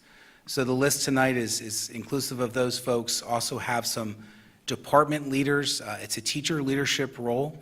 that was reopened this year, and our teaching and learning department ran and facilitated interviews, and we're happy to report that we have some middle-level educators who have been selected to lead departments, and because of the strict schedule that they have with the teaming model, a handful or a couple of those folks on the list fall into that situation. So they teach 6 classes, and then they also, in addition, have the overload of the departmental leadership. But it's a contracted piece. Thank you, Dr. Trickett. Any other discussion for human resources? Okay, having a motion and a second, roll call, please. Mr. Schneider? Yes. Mr. Case? Yes. Mr. Hart? Yes. Mrs. Casper? Yes. Dr. Kennedy? Yes. Mr. Martin? Yes. Mr. McCray? Yes. Mr. Negrini? Yes. Mrs. Cocker? Yes. 9 yes, 0 no. Under Student Services, 9.1, request approval of a resolution approving and adopting a student discipline waiver and consent agreement dated August 7th, 2023. 9.2, request permission to renew a contract with New Story for 6 special education students for 2023-24 school year services, $383 per student per day. 2 students will be at $383 per day. 3 students will be at $425 per student per day. 1 student will be a discounted cost of $415 per student per day, beginning 8/22/23 and ending 5/29/24. 9.3, request permission to renew a service agreement with KRE to provide contracted security services at the high school campus during the school day and during after-school events at a rate of $34.72 per hour per employee for a total of 127.5 hours per week and a projected cost of $4,426.80 per school week pending solicitor review. 9.4, request approval of a service agreement with Maxim Healthcare Staff Services, Inc. to provide healthcare services for the 2023-24 school year, beginning July 21st, 2023 through the end of the 23-24 school year as presented. Looking for a motion to approve student service items 9.1 through 9.4. Schneider, so moved. Mr. Schneider, thank you. Do we have a second? Mr. Hart, thank you. Any discussion? Okay, roll call, please. Mr. Case? Yes. Mr. Hart? Yes. Mrs. Casper? Yes. Dr. Kennedy? Yes. Mr. Martin? Yes. Mr. McCray? Yes. Mr. Negrini? Yes. Mr. Schneider? Yes. Mrs. Cocker? Yes. 9 yes, 0 no. Under Operations, 10.1, request approval to contract with Hummer Turfgraph Systems, CoStar's contract for baseball field at West at a cost of $28,898 at the recommendation of the Facilities Committee. 10. Excuse me, can we do these separately, just one by one, since we're talking? Sure, okay. Talking points, thank you. Sure. Thank you, Mr. Case. So just 10.1, request approval to contract with turf vendor for the West baseball field at a cost of $28,898 at the recommendation of the Facilities Committee. Looking for a motion for just 10.1. So moved, Case. Mr. Case, thank you. Do we have a second? Negrini, second. Mr. Negrini, thank you. Any discussion? Just vote on Just this one. 10.1 for the West baseball field. Any other questions or discussion? Dr. Kennedy? It's disappointing that we're going to spend that much money on a field that floods and a field that children have to leave their classes to go to. So we have kids that are taking 8th period classes, and they have to leave early just to go to practice every single day. It's also an issue because if you don't have a car and you play baseball, you're out of luck a lot of times because you can't get to practice. If your bus off of the BCTC comes late and you miss the activity bus, you can't get to practice. I'd rather invest in money on a field that's at our high school.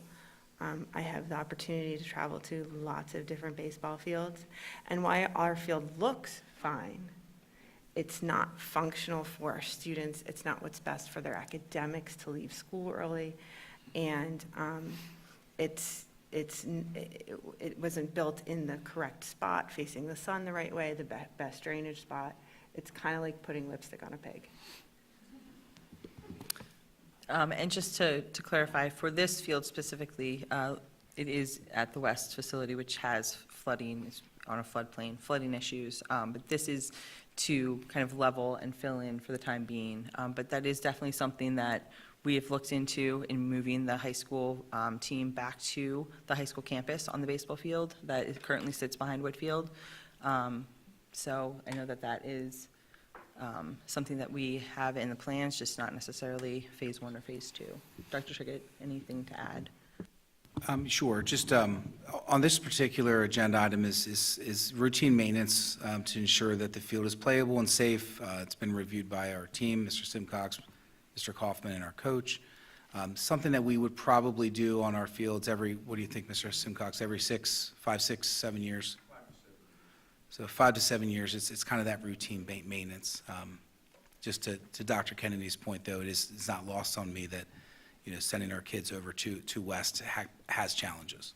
We do bus kids, and as Dr. Kennedy mentioned, from time to time, we have some challenges there. Thankful that we're taking over BCTC transportation this year, so perhaps we can remedy some of that. But future conversations, I believe, for the board regarding if that project is still a priority. I would just add as well, this has never been done to this field since it's been built, correct? Mr. Simcox, I would defer to him. Yeah, it's been done once. Oh, it has been done once? Yeah, approximately 7 years ago. Okay, before my time. And then one of the things that came, up in conversation at the Facilities Committee was the fact that if we get this in here now, we can get the grass planted, it can seed well for the spring season. So it's kind of important time-wise, if we are going to do this, we do this now. Thanks. Thank you, Mr. Case. Mr. Negrini? And while I understand Dr. Kennedy's point, there still is a middle school program there, so it is certainly going to be utilized regardless of whether or not we move our varsity and high school JV team on campus. So just to point that out. But All right. I don't You have... talked me yeah, into it. Yeah. All right. Thank you. Thank you. Any other discussion for 10.1? Okay, we have a motion and a second. Roll call on 10.1, please. Mr. McCray? Yes. Mr. Negrini? Yes. Mr. Schneider? Yes. Mr. Case? Yes. Mr. Hart? Yes. Mrs. Casper? Yes. Dr. Kennedy? Yes. Mr. Martin? Yes. Mrs. Cochran? Yes. 9 yes, 0 no. 10.2, request Excuse permission. me. Can we Yes, separate Mr. this one also? Yes, yep, we'll separate everything in 10. I said that. 10.2, request permission for the school board to authorize Crabtree, Rohrbach and Associates to prepare and issue bid packages for the proposed Performing Arts Center High School renovations project, Phase 1. Looking for a motion for just 10.2. So move Negrini. Mr. Negrini, thank you. Looking for a second. Case? Second? Mr. Case, thank you. Any discussion? Mr. Schneider. I would just like to have Dr. Turkett speak to what the cost is of this particular part of the process. Sure. Would it be okay if I asked Sean to come up to talk about the timeline from this point to our next decision point? Sure. Sean, would you, President Cook, are you okay with that? Absolutely.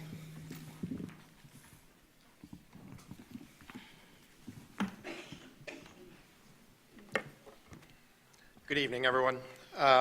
The cost for this next phase, this is just to bid the project.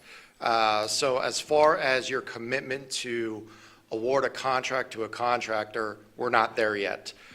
This is the point where we issue the contract documents out to bid, to receive bids from 4 prime contractors, GC, mechanical, electrical, and plumbing. And we'll be doing that over pretty much the course of September. Our plan is to release the documents to bid on September 7th, and then have a 4 to 5 week bid period. And then we will open bids on, I think it's October 3rd or 5th. Can't recall offhand, but early October we'll be opening the bids. And then we'll present them to you and allow you some time to review them before deciding whether to award or reject the bids. Your cost at this point for the bidding process is strictly your cost for professional fees.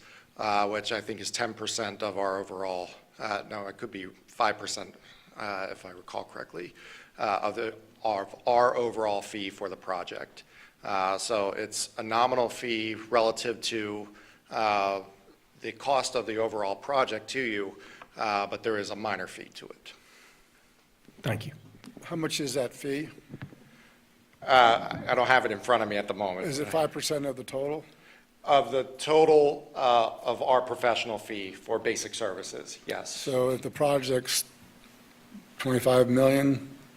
If the project is 25 million. It could be less. Yeah, and our fee is a percentage of that, which is 4.75% for this project. And then take, it's 5 to 10% of that. So it diminishes pretty quickly. So it's just our professional services, basic services for the bidding phase of the project that you would be taking on at this point. Thank you, Sean. Do we have other questions for Sean? At the moment? No? Okay, thank you. Mr. Negrini? I do just have some brief comments, not a question for Sean. I mean, you know, previously, we had sent out this project, it was a larger scope project, out for bid that did include renovation to the auditorium. It was supported by the board at the time. The bids were rejected. It came in at 25% over what was budgeted for the project. But at the time, the board was in support of this long overdue renovation of this space. And, you know, to comments that prioritizing education and facilities, those things can occur jointly. You can have a commitment to upgrading facilities, and you, at the same time, can have a commitment to a robust and strong educational process. It may mean looking at how we do things in the classroom and outside the classroom and revisiting strategies and curriculum, but I don't buy into the narrative that simply by spending on facilities and buildings, we are somehow putting to the side what our primary purpose here is, which is to educate students. So I would like to continue to have that conversation in other areas. I think there are certainly areas of improvement that has been pointed out, but ultimately, you know, I was proud to support this project a number of years ago when we sent it out to bid, and I'm proud to support that this evening as well. Thank you. Thank you, Mr. Negrini. Other comments from the board? Okay, hearing none, we have a motion and a second. Roll call on 10.2, please. Mr. Negrini? Yes. Mr. Schneider? Yes. Mr. Case? Yes. Mr. Hart? Yes. Mrs. Casper? Yes. Dr. Kennedy? Yes. Mr. Martin? Yes. Mr. McCray? Yes. Mrs. Cochran? Yes. 9 yes, 0 no. Now, 10.3, request authorization of the addendum to the contract with Crabtree, Roebuck and Associates to enter the schematic design phase for the comprehensive additions and renovations to Southern Middle School and the new Lincoln Park Elementary School, inclusive of the investigative process necessary to design. Looking for a motion for 10.3. Schneider, so moved. Mr. Schneider, thank you. Do we have a second? Dr. Kennedy? Thank you. Any discussion? Mr. Schneider?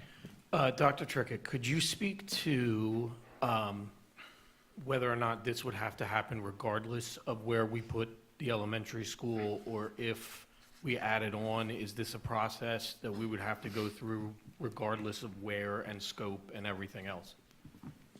Yeah, the short answer is yes. We'd have to engage with our team of architects and engineers to conduct any type of a design process, whether we're adding on or constructing a new school. So yes, the process would be similar, albeit the costs associated with this phase could differ depending on the scope of that estimate. Thank you. Other discussion or questions? Mr. Martin? Yes. I have several things here. Some of this information I just got today at 10 o'clock, so I haven't double-checked my math, but I wanted to say that the dog and pony show that Chris presented, I thought it was well done, and that's not negative. Dog and pony shows are used in business and non-profit organizations, but there's also other sides to that information that I would like to present.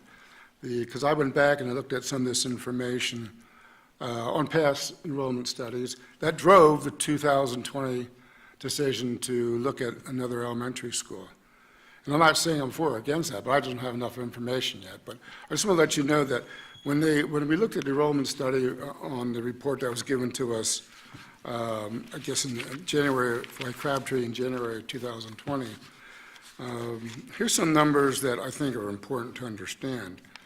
The 2020 projections were, for instance, 2023, were 7,025 students, which really pushed the board to a panic position. Just to show you the difference, PDE came in at 6,236, so we went with a higher one that time. So we chose to look at the Insights report that showed that in 2023, Wilson would be at 7,025 students. We know that's not correct. That it substantially grows to 2027, the projection was 7,333, and today we're looking at maybe 6,400. I don't know what these numbers are at this point in time. I need to do more research, but I got a lot of information here today.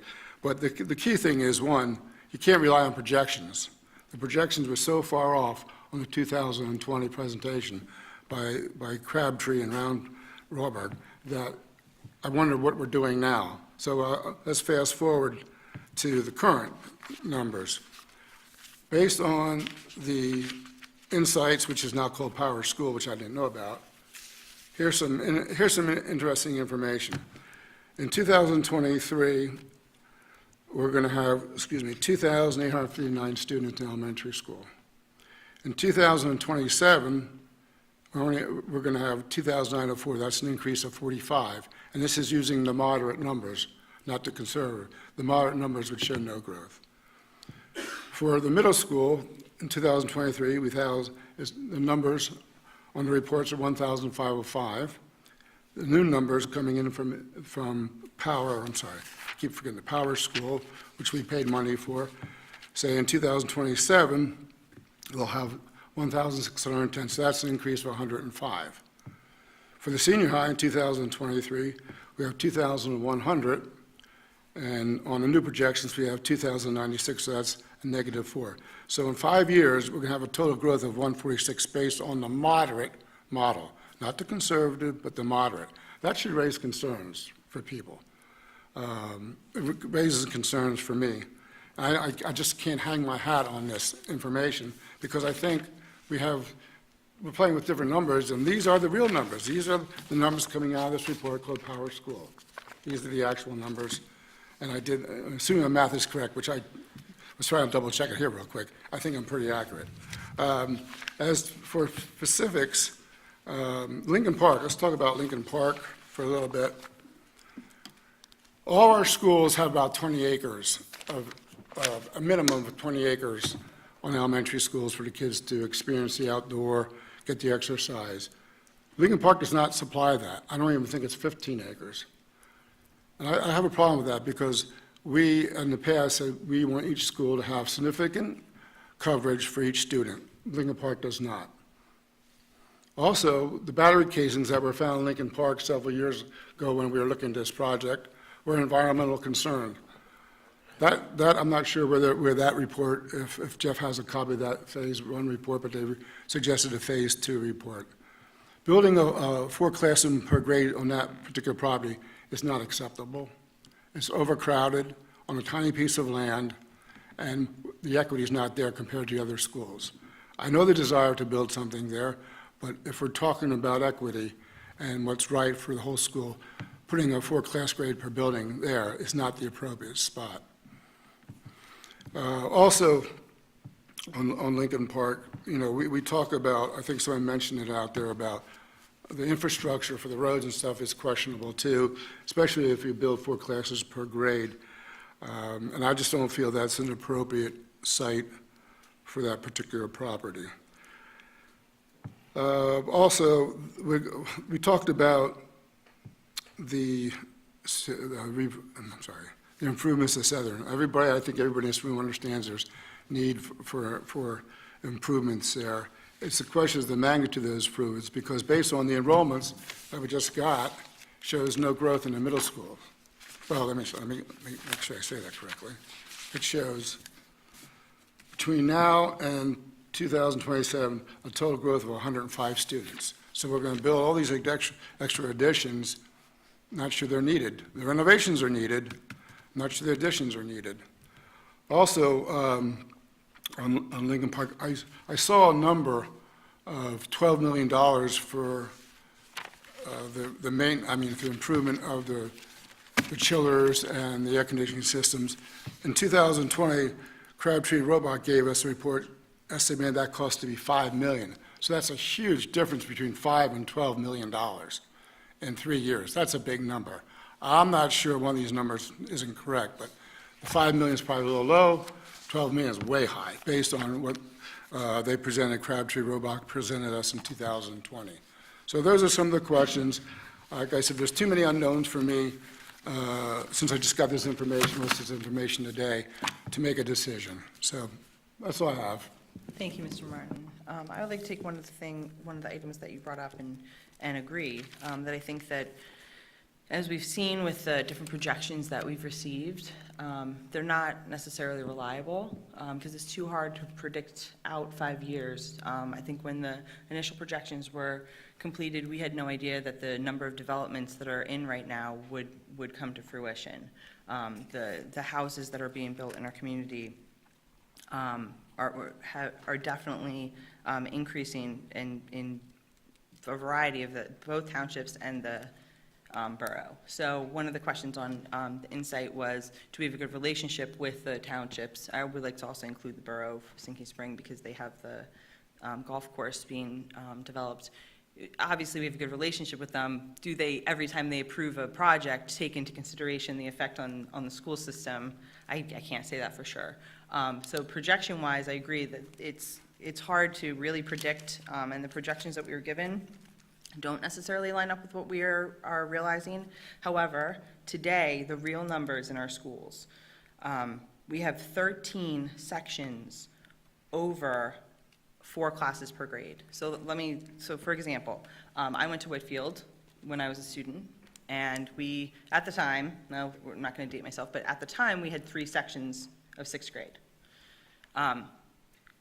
That's what the building was built for. Maybe a fluctuation, if there was a bubble year, you could have 4, and you figured it out.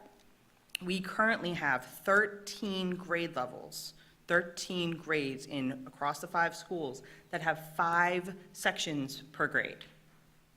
The buildings haven't changed. Whitfield has not changed since I've been there, physically. We had to add a couple, two or 3 classrooms out in the parking lot because of the overflow. But the number of children that we currently have right now, if we were to have, like Dr. Kennedy said at the last meeting, if we magically were able to open, if we had 6 buildings opening on Wednesday, we would have 13 sections that we could pluck out of the other schools, and then they'd all have 4 per grade. So I don't think that we need to worry about projections. I think we need to worry about the children and the numbers that we're dealing with right now, today, and what what the students are going to be experiencing when they step into the classroom on Wednesday. And I know that one of the other issues is the environmental study. That's definitely, well, I guess I won't say that for sure. Dr. Trickett, is an environmental study part of the process that we would be approving right now? Absolutely, yes. Thank you. Other discussion from the board? Mr. Case? Yeah, I just want to clarify. When we talk about projections, we just learned right before this meeting that, we had 40 unexpected new kindergarten registrations in the last 2 weeks for our school district. So when we talk about growth projections, there's another 40 right there. So you got a number, Mr. Martin, and that just adds to it. It would be nice one day to take down the portable classrooms at Whitfield. We are over capacity right now. We are arguing about $350,000 of just the next stage for design. I want to make it clear to the community that I think the board and the administration is making a very conscious effort to, we're not taking money right now. I mean, granted, you know, there's a cost here, but we're not going out for the conversation that we had 2 weeks ago about how we're funding this. We're not funding anything. There's going to be a new school board, you know, come November, December, that nothing going forward will be voted on until the new election happens and we have another school board here. So I think that's actually important. We're not forcing another school board into a position where they're going to have to spend money. So we're going forward. I think we can all agree that Southern needs, you know, some, a project there. So that's 500 of it. But the 350 is, we're arguing about an elementary school.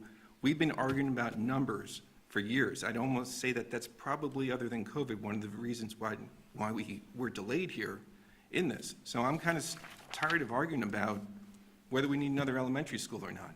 I think for $350,000 to actually learn more about what we're doing, what the scope's going to be, unanswered questions, I said we move forward with this, and when we have another school board in here, we make some decisions. But would you spend $350,000 of your own money? I mean, there's so many questions that are here that nobody's answered yet. I mean, $350,000 of my own money to build a school for myself personally? Plus 500, it's $850,000.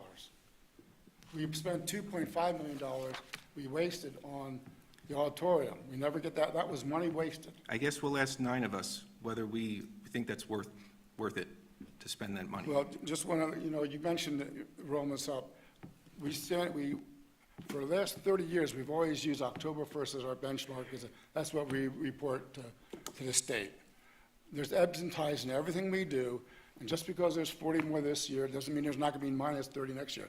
You have to have we pay these people money for this. They're the experts. You're not an expert.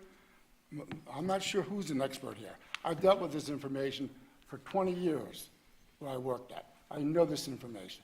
This has raised enough of questions that anybody that looked at this report just has to look at this very carefully. Like I said, I'll do more studying this. I just got this today at 10 o'clock this morning. I'll look at it in the morning. If any of the numbers I said are wrong, I'll go back and recheck them. But you can't just put emotion into this. This has turned into an emotional discussion, not a statistic or data-driven. Okay. I'm not emotional. Are you getting emotional? Mr. Case, thank you. Thank you. So, Mr. Martin, I would disagree, because I have the hard numbers in front of me, that it's definitely not emotional, because we have 13, if you're taking 4 classes per grade level as our standard, as what our goal is in our buildings, which I would argue is still overflow for what the buildings were built for. But if we just take 4 classrooms as a baseline, we have 13 extra sections of students. We have 13 extra classrooms amongst the 5 schools. Right now, starting on Wednesday. So I understand the projection argument, but I'm telling you, if we opened a school on Wednesday, we could easily fill that if we had some classes that had 3 classes per grade level. Okay, if that's the case, then why are we still putting all this money aside? And we have the teachers in place. Right, so I agree with you. So that was one of the questions or concerns that came up, is that we would have to build, it would cost a lot in staffing. So I agree with you, Mr. Martin. Okay. Mrs. Schlossman has built in, over the last 3 years, staffing funds. And we've had to dip into those staffing funds because we've needed the teachers already. So those 13 extra teachers in those 13 extra classrooms are already considered part of that fund that we've put aside. And I'm sorry, and I'm not saying this is a negative mean, but having 500 responses plus on the survey is meaningless. It's less than 3% of the total adults in this school district. So it's a meaningless number. I mean, it makes everybody feel warm and fuzzy, but as a margin of error, it shows you that that's not a significant number. But just don't hang your hat on that, on just 500 and some responses. That's it. Yes, I agree. I think I made that argument back in 2021 when we had a survey about requiring masks, and I think the number was at 1,000, and I also disagreed that that was not enough. So I'm not basing my vote on the survey. I think it was nice that we reached out to our community, but obviously not everyone in the community over the summer was able to access that. I'm basing it on the numbers, the hard numbers that are in front of us right now, and that I think it's a reasonable ask to go into the next step to see what is possible on the Lincoln Park site. I agree, Mrs. Cocker, but Mike, we can't answer some of those questions if we don't take the next step. I understand you have a lot of questions, the community has a lot of questions, and we have a lot of questions, but the next responsible step is to go into this phase so we can answer those questions. Lincoln Park might not be the right size, might not be the right place for it, but we won't know that until we look into it. So that's all I have to say. Thank you, Mr. Hart. Any other discussion from the board? Okay, hearing none, we have a motion and a second. Roll call, please. Mr. Martin? No. Mr. McCray? Yes. Mr. Negrini? Yes. Mr. Schneider? Yes. Mr. Case? Yes. Mr. Hart? Yes. Mrs. Casper? Yes. Dr. Kennedy? Yes. Mrs. Cocker? Yes. 8 yes, 1 no. Under Finance, request approval of the budget transfers dated June 30th, 2023, as attached. Looking for a motion for 11.1. So move, Negrini. Mr. Negrini, thank you. Do we have a second? McCray? Mr. McCray, thank you. Any discussion? Roll call, please. Mrs. Casper? Yes. Dr. Kennedy? Yes. Mr. Martin? Yes. Mr. McCray? Yes. Mr. Negrini? Yes. Mr. Schneider? Yes. Mr. Case? Yes. Mr. Hart? Yes. Mrs. Cocker? Yes. 9 yes, 0 no. Under Curriculum and Staff Development, 12.1, request approval for pre-K counts program. 12.2, request to contract for services with the Reading and Writing Project Network for professional development on units of study in reading and writing as attached. 12.3, request approval of the affiliation agreement with Indiana University, Pennsylvania for educator and clinician preparation field experiences beginning on August 28th, 2023 and ending December 16th, 2023. 12.4, request approval of the Pennsylvania Department of Education Targeted Support Improvement Plan for English Language Learners at Wilson Southern Middle School as attached. Looking for a motion for curriculum and staff development items 12.1 through 12.4. So moved. Mr. Martin, thank you. Do we have a second? Dr. Kennedy, thank you. Any discussion? Mr. Negrini? Just briefly, just to point out regarding pre-K counts, I know it was brought up during public comment by Ms. Santiago. 4 of the 5 of those classrooms are at Berkshire Heights. So to her point, there's 1 pre-K counts at Cornwall that is taking up certainly classroom space, but we're not taking away classroom spaces anywhere else. So I just want to make sure that that is clear, that those are the only 5 that we have in our district for this school year. Thank you. Thank you, Mr. Greenie. Any other discussion? Mrs. Casper? Thank you, President Cocker. I just wanted to point out on 12.4 and just remind the public that we learned that one of our fastest growing populations in the district is our English learner population. And this is a perfect example of, I know we've had this conversation many times, about the inherent flaw of standardized testing, and that our ELs, simply because they take the test in English, are not going to fall within that standard.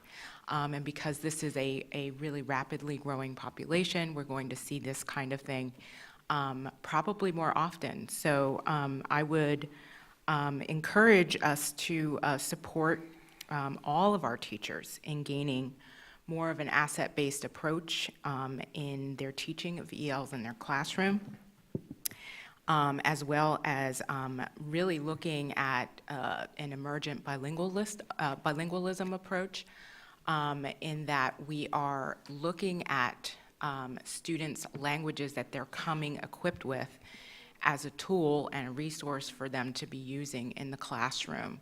I had the pleasure last week of attending our first Café con Leche for the school year, And our new liaison person, Adolfo, did a remarkable job of mobilizing many of our Spanish-speaking families to come to the Café con Leche event last Wednesday. And I was incredibly impressed at some of the conversations that the parents were having, all in Spanish.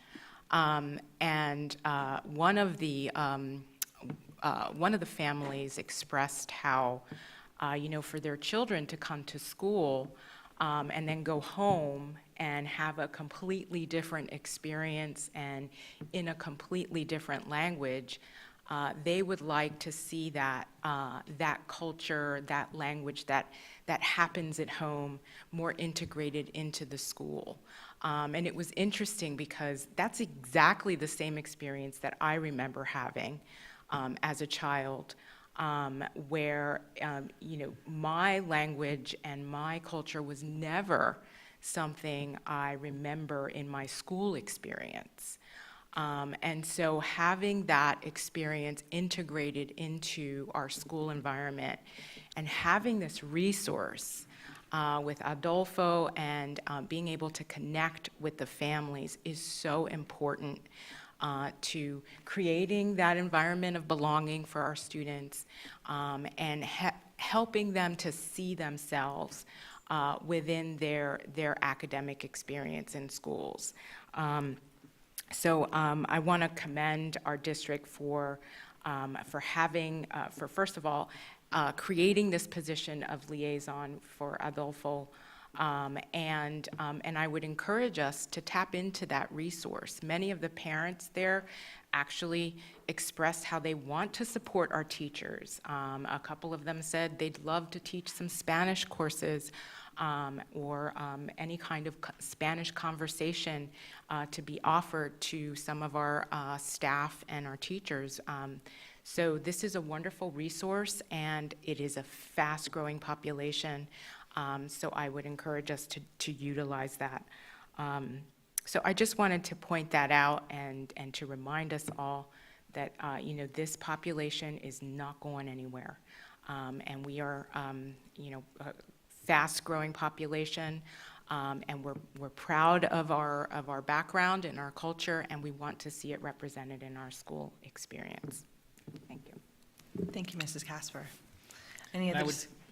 I would just add that everything we're being asked to vote upon here in section 12 is based on enhancing academic performance. So going back to Mr. Negrini's point we voted a few minutes ago on possibly some facilities improvements. We're doing the same thing here a couple minutes later, voting on enhancements to our academic programs. So clearly, the organization's focused on doing multiple priorities at once. Thank you, Mr. McCray. Great point. Any other discussion for curriculum and staff development? Okay, roll call, please. Dr. Kennedy? Yes. Mr. Martin? Yes. Mr. McCray? Yes. Mr. Negrini? Yes. Mr. Schneider? Yes. Mr. Case? Yes. Mr. Hart? Yes. Mrs. Casper? Yes. Mrs. Cocker? Yes. 9 yes, 0 no. Under extracurricular, 13.1, request approval of the updated 2023-24 admission rates as attached. Looking for a motion for 13.1. So moved, Negrini. Mr. Negrini, thank you. Dr. Kennedy, second. Any discussion? Mr. Negrini? I just want to express my gratitude at the recommendation for free admission to school board members for all extracurricular activities. I believe this is the first year that that's been done. If it hasn't, I've been paying for other sporting events, and if I had known that, perhaps I would have stayed on a little bit longer. But I want to express my gratitude on that. Thank you. Thank you, Mr. Negrini. Any other discussion for extracurricular 13.1? I would just like President Cocker to point out that we do have some multi-use tickets available, which I think is something that kind of sneaks through, especially for parents out there. You can buy 10-use punch cards for $20, so it comes down to $2 per event per kid. So again, you save $10 on the punch card, but it's also nice you don't have to hand over $3 each time. So.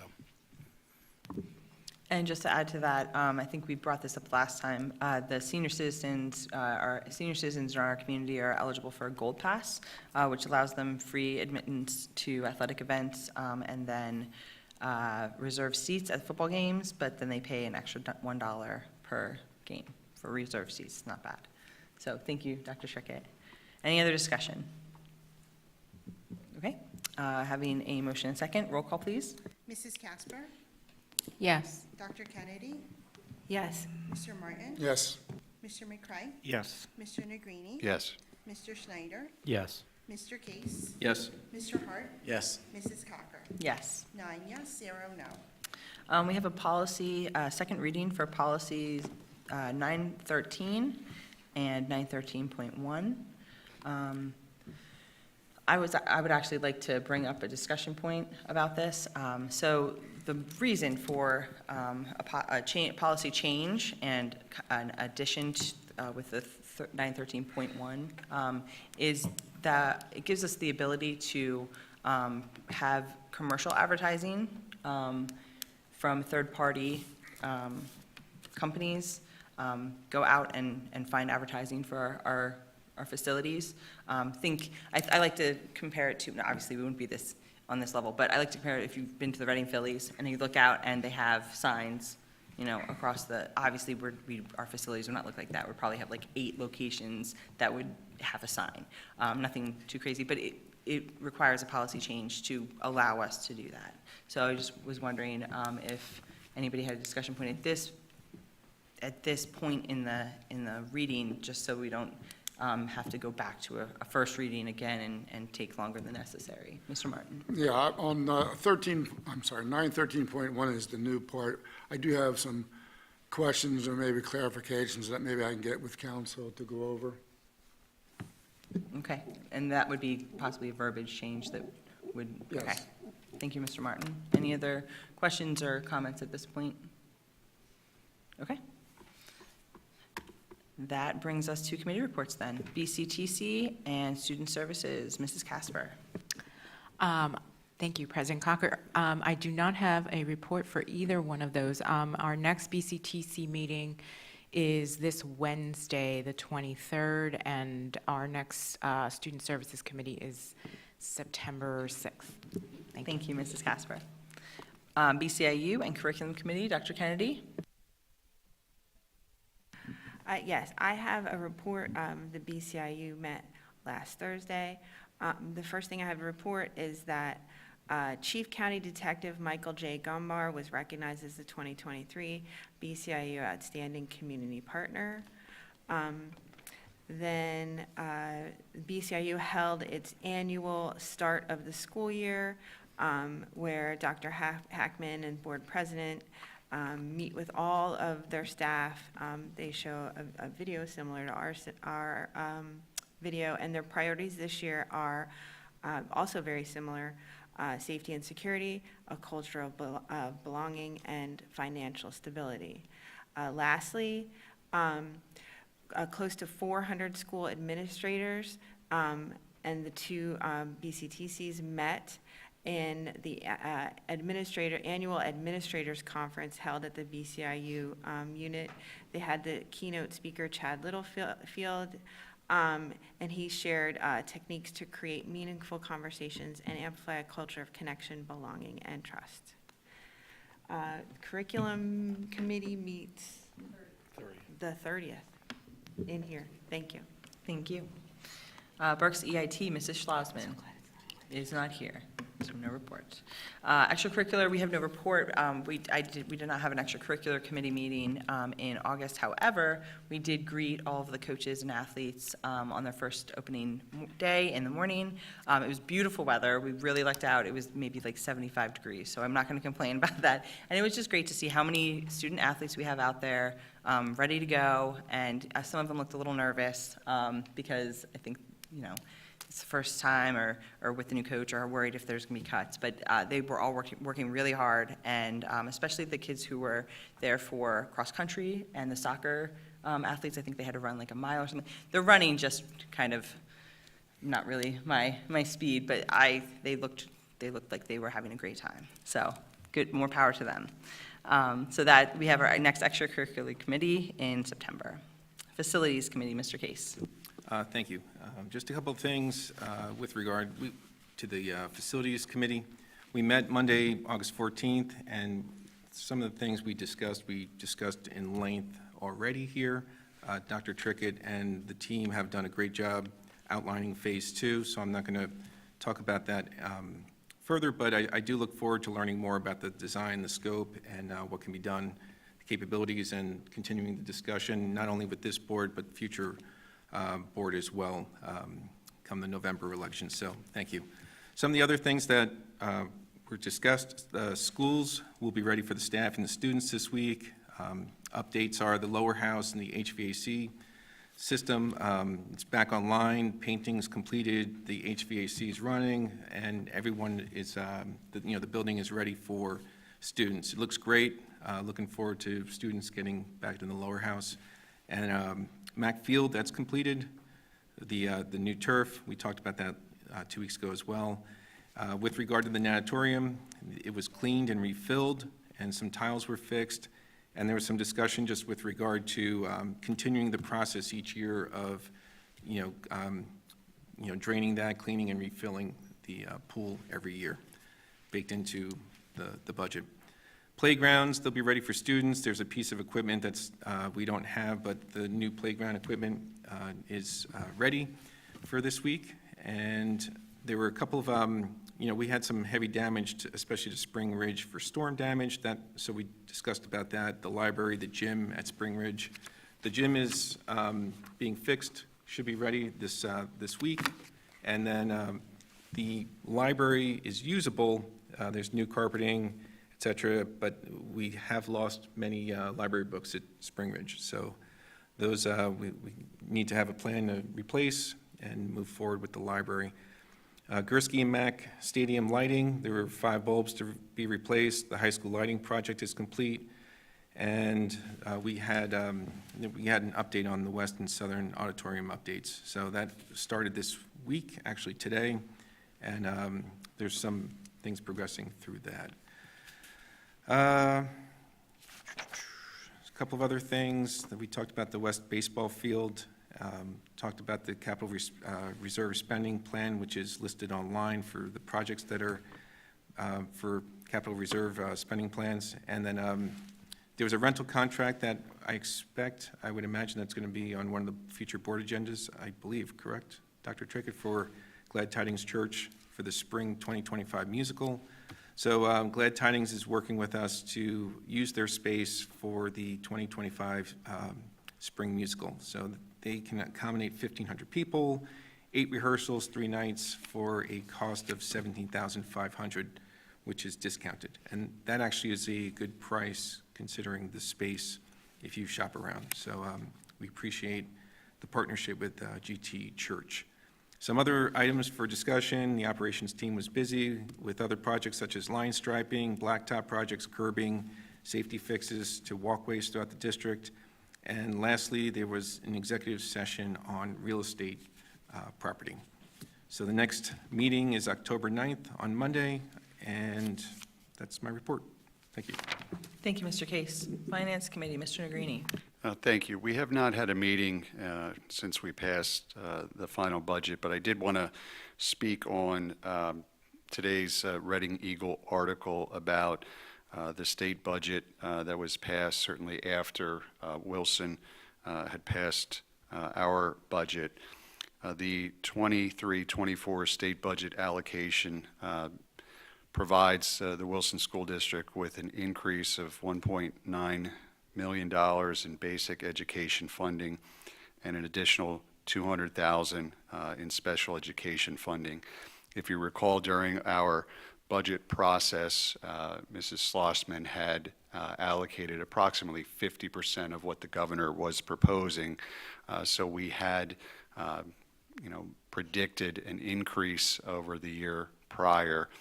So based upon our 50% presumption of the governor's budget, Wilson actually sees an increase of approximately $944,000 in additional state funding, which comes out to 0.37 mils.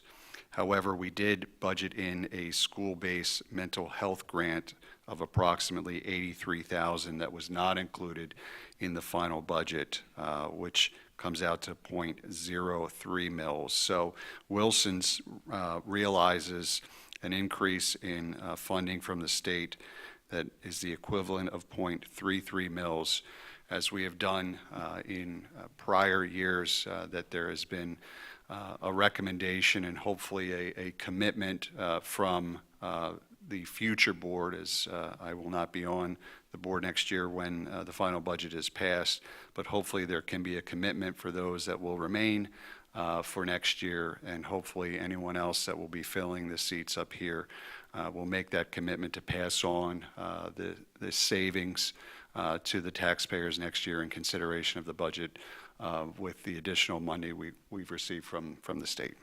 And that's my report. Thank you. Thank you, Mr. Negrini. Legislative, Mr. Schneider. Mr. Negrini really just covered most of what I would say. The only thing that I would say is I read, I forget where, that the caveat to the mental health money is that an additional bill could be passed, which would have that money in it. That's my report. Great, thank you.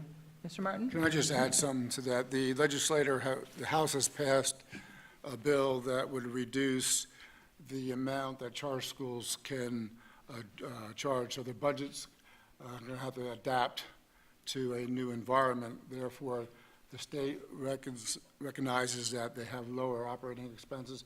So overall, Wilson should be getting maybe $500,000 in break. If Great. it passes. It didn't get to the Senate yet, but the Senate looks like it's going to pass it. Great, thank you, Mr. Martin. Human Resources, Mr. Hart. Just want to welcome to the new teachers and staff members this year, and welcome back for a great school year. Thank you. Thank you, Mr. Hart. Public Relations, Mrs. Troutman. Good evening. A lot of this we've already talked about, but again, we had a great start to the school year. Last week, we welcomed over 60 new staff members for our new employee orientation event. And what was special this year is we incorporated a bus tour for all those new employees of the entire Wilson community, where we stopped at all of the buildings, as well as all of our district buildings, which was great. It was interesting to be on a bus for all those hours as an adult, but I think everybody had a good time. We also were able to give every new employee a Wilson swag bag, complete with some special gifts from some of our community partners. So thank you to those community partners that donated to our new staff members. So we're extremely excited to welcome all these new Bulldogs to our team. And then, of course, you all know that today we officially kicked off the school year with all of our staff with the breakfast and presentation by Dr. Trickett, who talked about our strategic vision and our district goals. And I would like to say the video that you saw tonight, I want to give a shout out to Mr. Matt Citrone, who did a fantastic job of pulling that video together. Sometimes making a video in the summer can be challenging. He did a great job, and I just want to acknowledge him not only for the video, but also for the amazing work he did this morning for our production that we put on in the auditorium. Tomorrow, the Wilson Education Association is going to be co-sponsoring a district-wide lunch for our entire staff, which we're super excited about as well. And these two events will set the stage for all of us to welcome our students back for the new school year with renewed excitement and vision.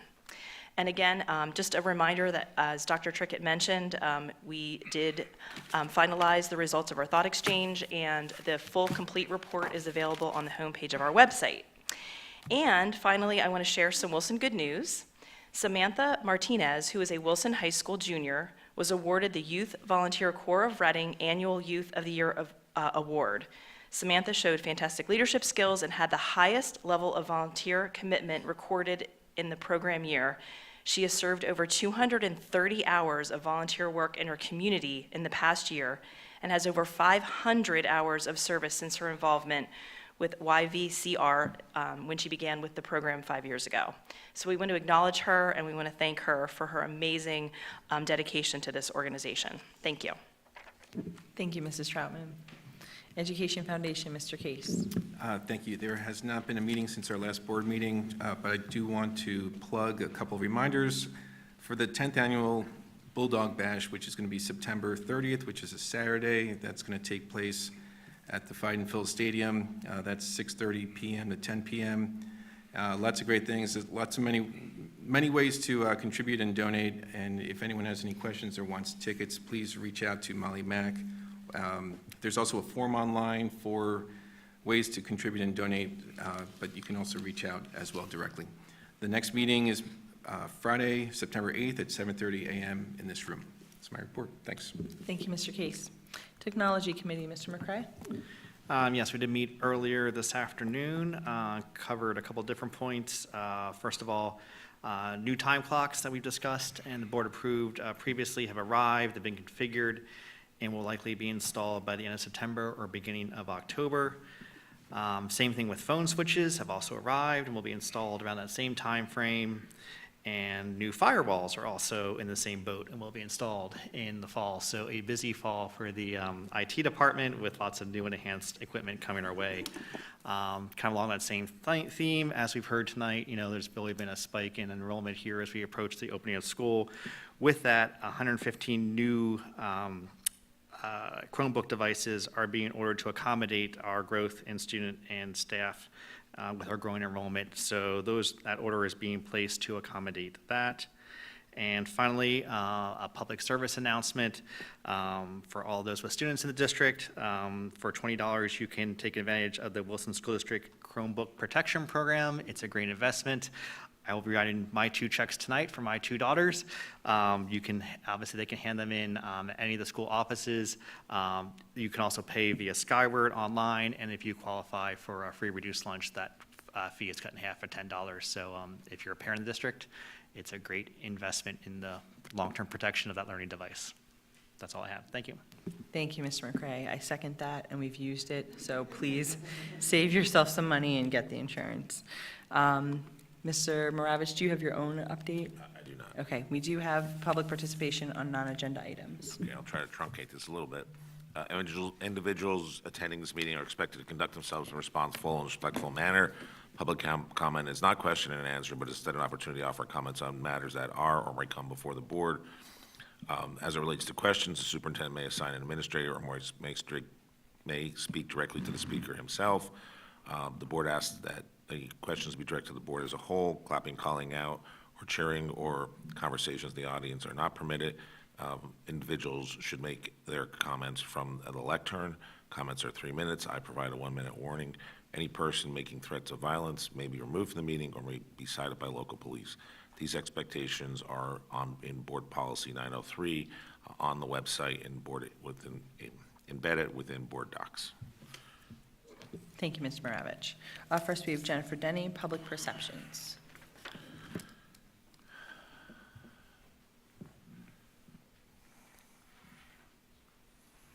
I know this has been a long meeting. I hope you'll bear with me because I want to talk about a Gallup poll that I think is very on point to what's been discussed here tonight.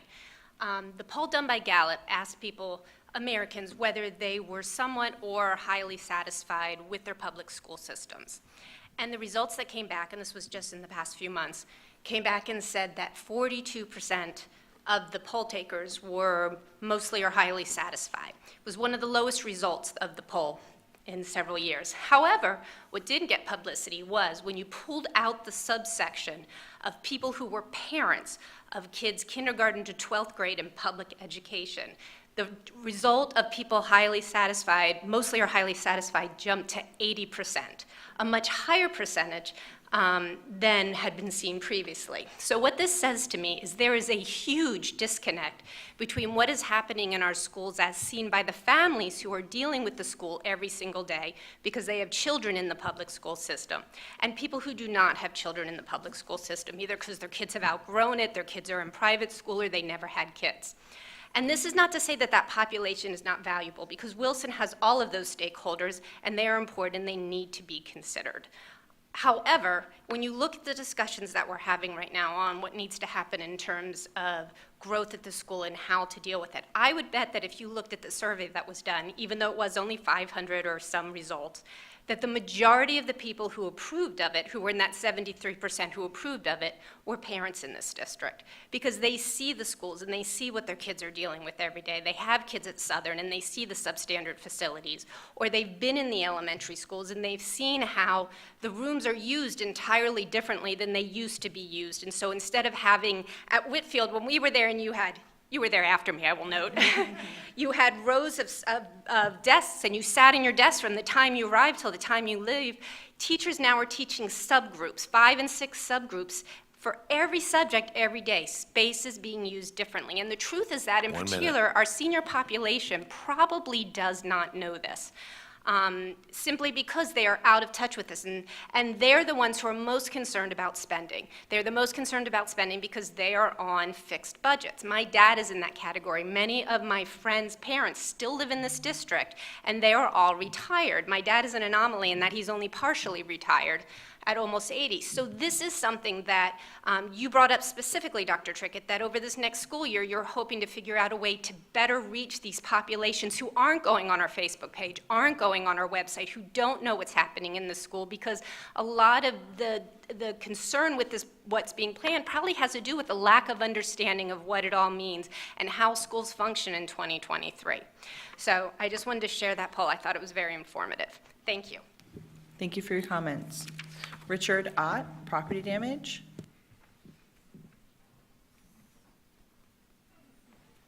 My name is Richard Ott, and I live at 169 Sage Drive in Sinking Spring. The western side of my property adjoins Shiloh Hills Elementary School. I lived there for 26 years now. All three of my children graduated from Wilson. So when the Shiloh Hills School was built, it was kind of agreed that that common buffer, there would be about a 50-foot buffer of woodland, would remain in place as sort of a neutral territory. And it's been beautiful, and we've enjoyed it ever since. About 4 years ago, the spotted lanternfly invaded Berks County, and when it did, it killed a number of trees in this buffer zone. About 30 or 40 of them on my property, the common line I'm talking about, and they range in size from 8 inches to 22 inches in diameter. And this has been happening, and they've been dying gradually, and now they're really dead over the last 4 years. So what I feared over this period of time, and I've gradually been kind of looking for a solution, is that they'd start to fall and cause damage. Well, that's happening now. With the storm we had 2 weeks ago, one of the 8-inch, one of the smaller trees broke off halfway up the top and came down and crashed through my PVC fence and destroyed a section and a support column or corner post of it. This area is also enjoyed by my grandchildren who play in my backyard and tons of students who play lacrosse in the field directly behind this buffered area. I worry that one of these are going to fall and not only cause damage to property, which can be fixed, but also cause damage and injury to a student or to my grandchildren, which I can't fix. All right. I did take the time to research this issue because I want to know if it's my problem or if it's your problem. I did have my land surveyed, and I can provide a copy of the survey report that was done that reestablished the property pins on the eastern side of the stone wall. All but one tree, and it's not a dead tree, but all the other trees are actually on your property. So all these dead trees are on the property of the school district, and now they're dying and falling. It's inappropriate for me to take action because I shouldn't cut your trees down. For God forbid, I'd cut something you don't want cut down. But these trees are a current hazard, and I think they need to be addressed by the school board because they're a legitimate concern. I have pictures of the fence, I have pictures of the dead trees, and it's not just my property. It kind of goes actually the farther north you go, the more densely populated these dead trees become. So I think it's something you should look at. I wanted the school board to be aware of it because I think it is a hazard that you should be aware of and act on. It's not really my problem, but it's something that, as a member of the community, it is my problem, and I want to make you aware of it and help you in any way I can. So I'll provide the pictures, I'll provide the survey to, I guess, Mrs. Burkholder. She can circulate it appropriately and take action from there. Please act promptly because, as I said, you'll see the damage is happening. It's a real hazard now. Thank you very much. That is the end of public participation on non-agenda items. Is there any other business from the board? Dr. Kennedy.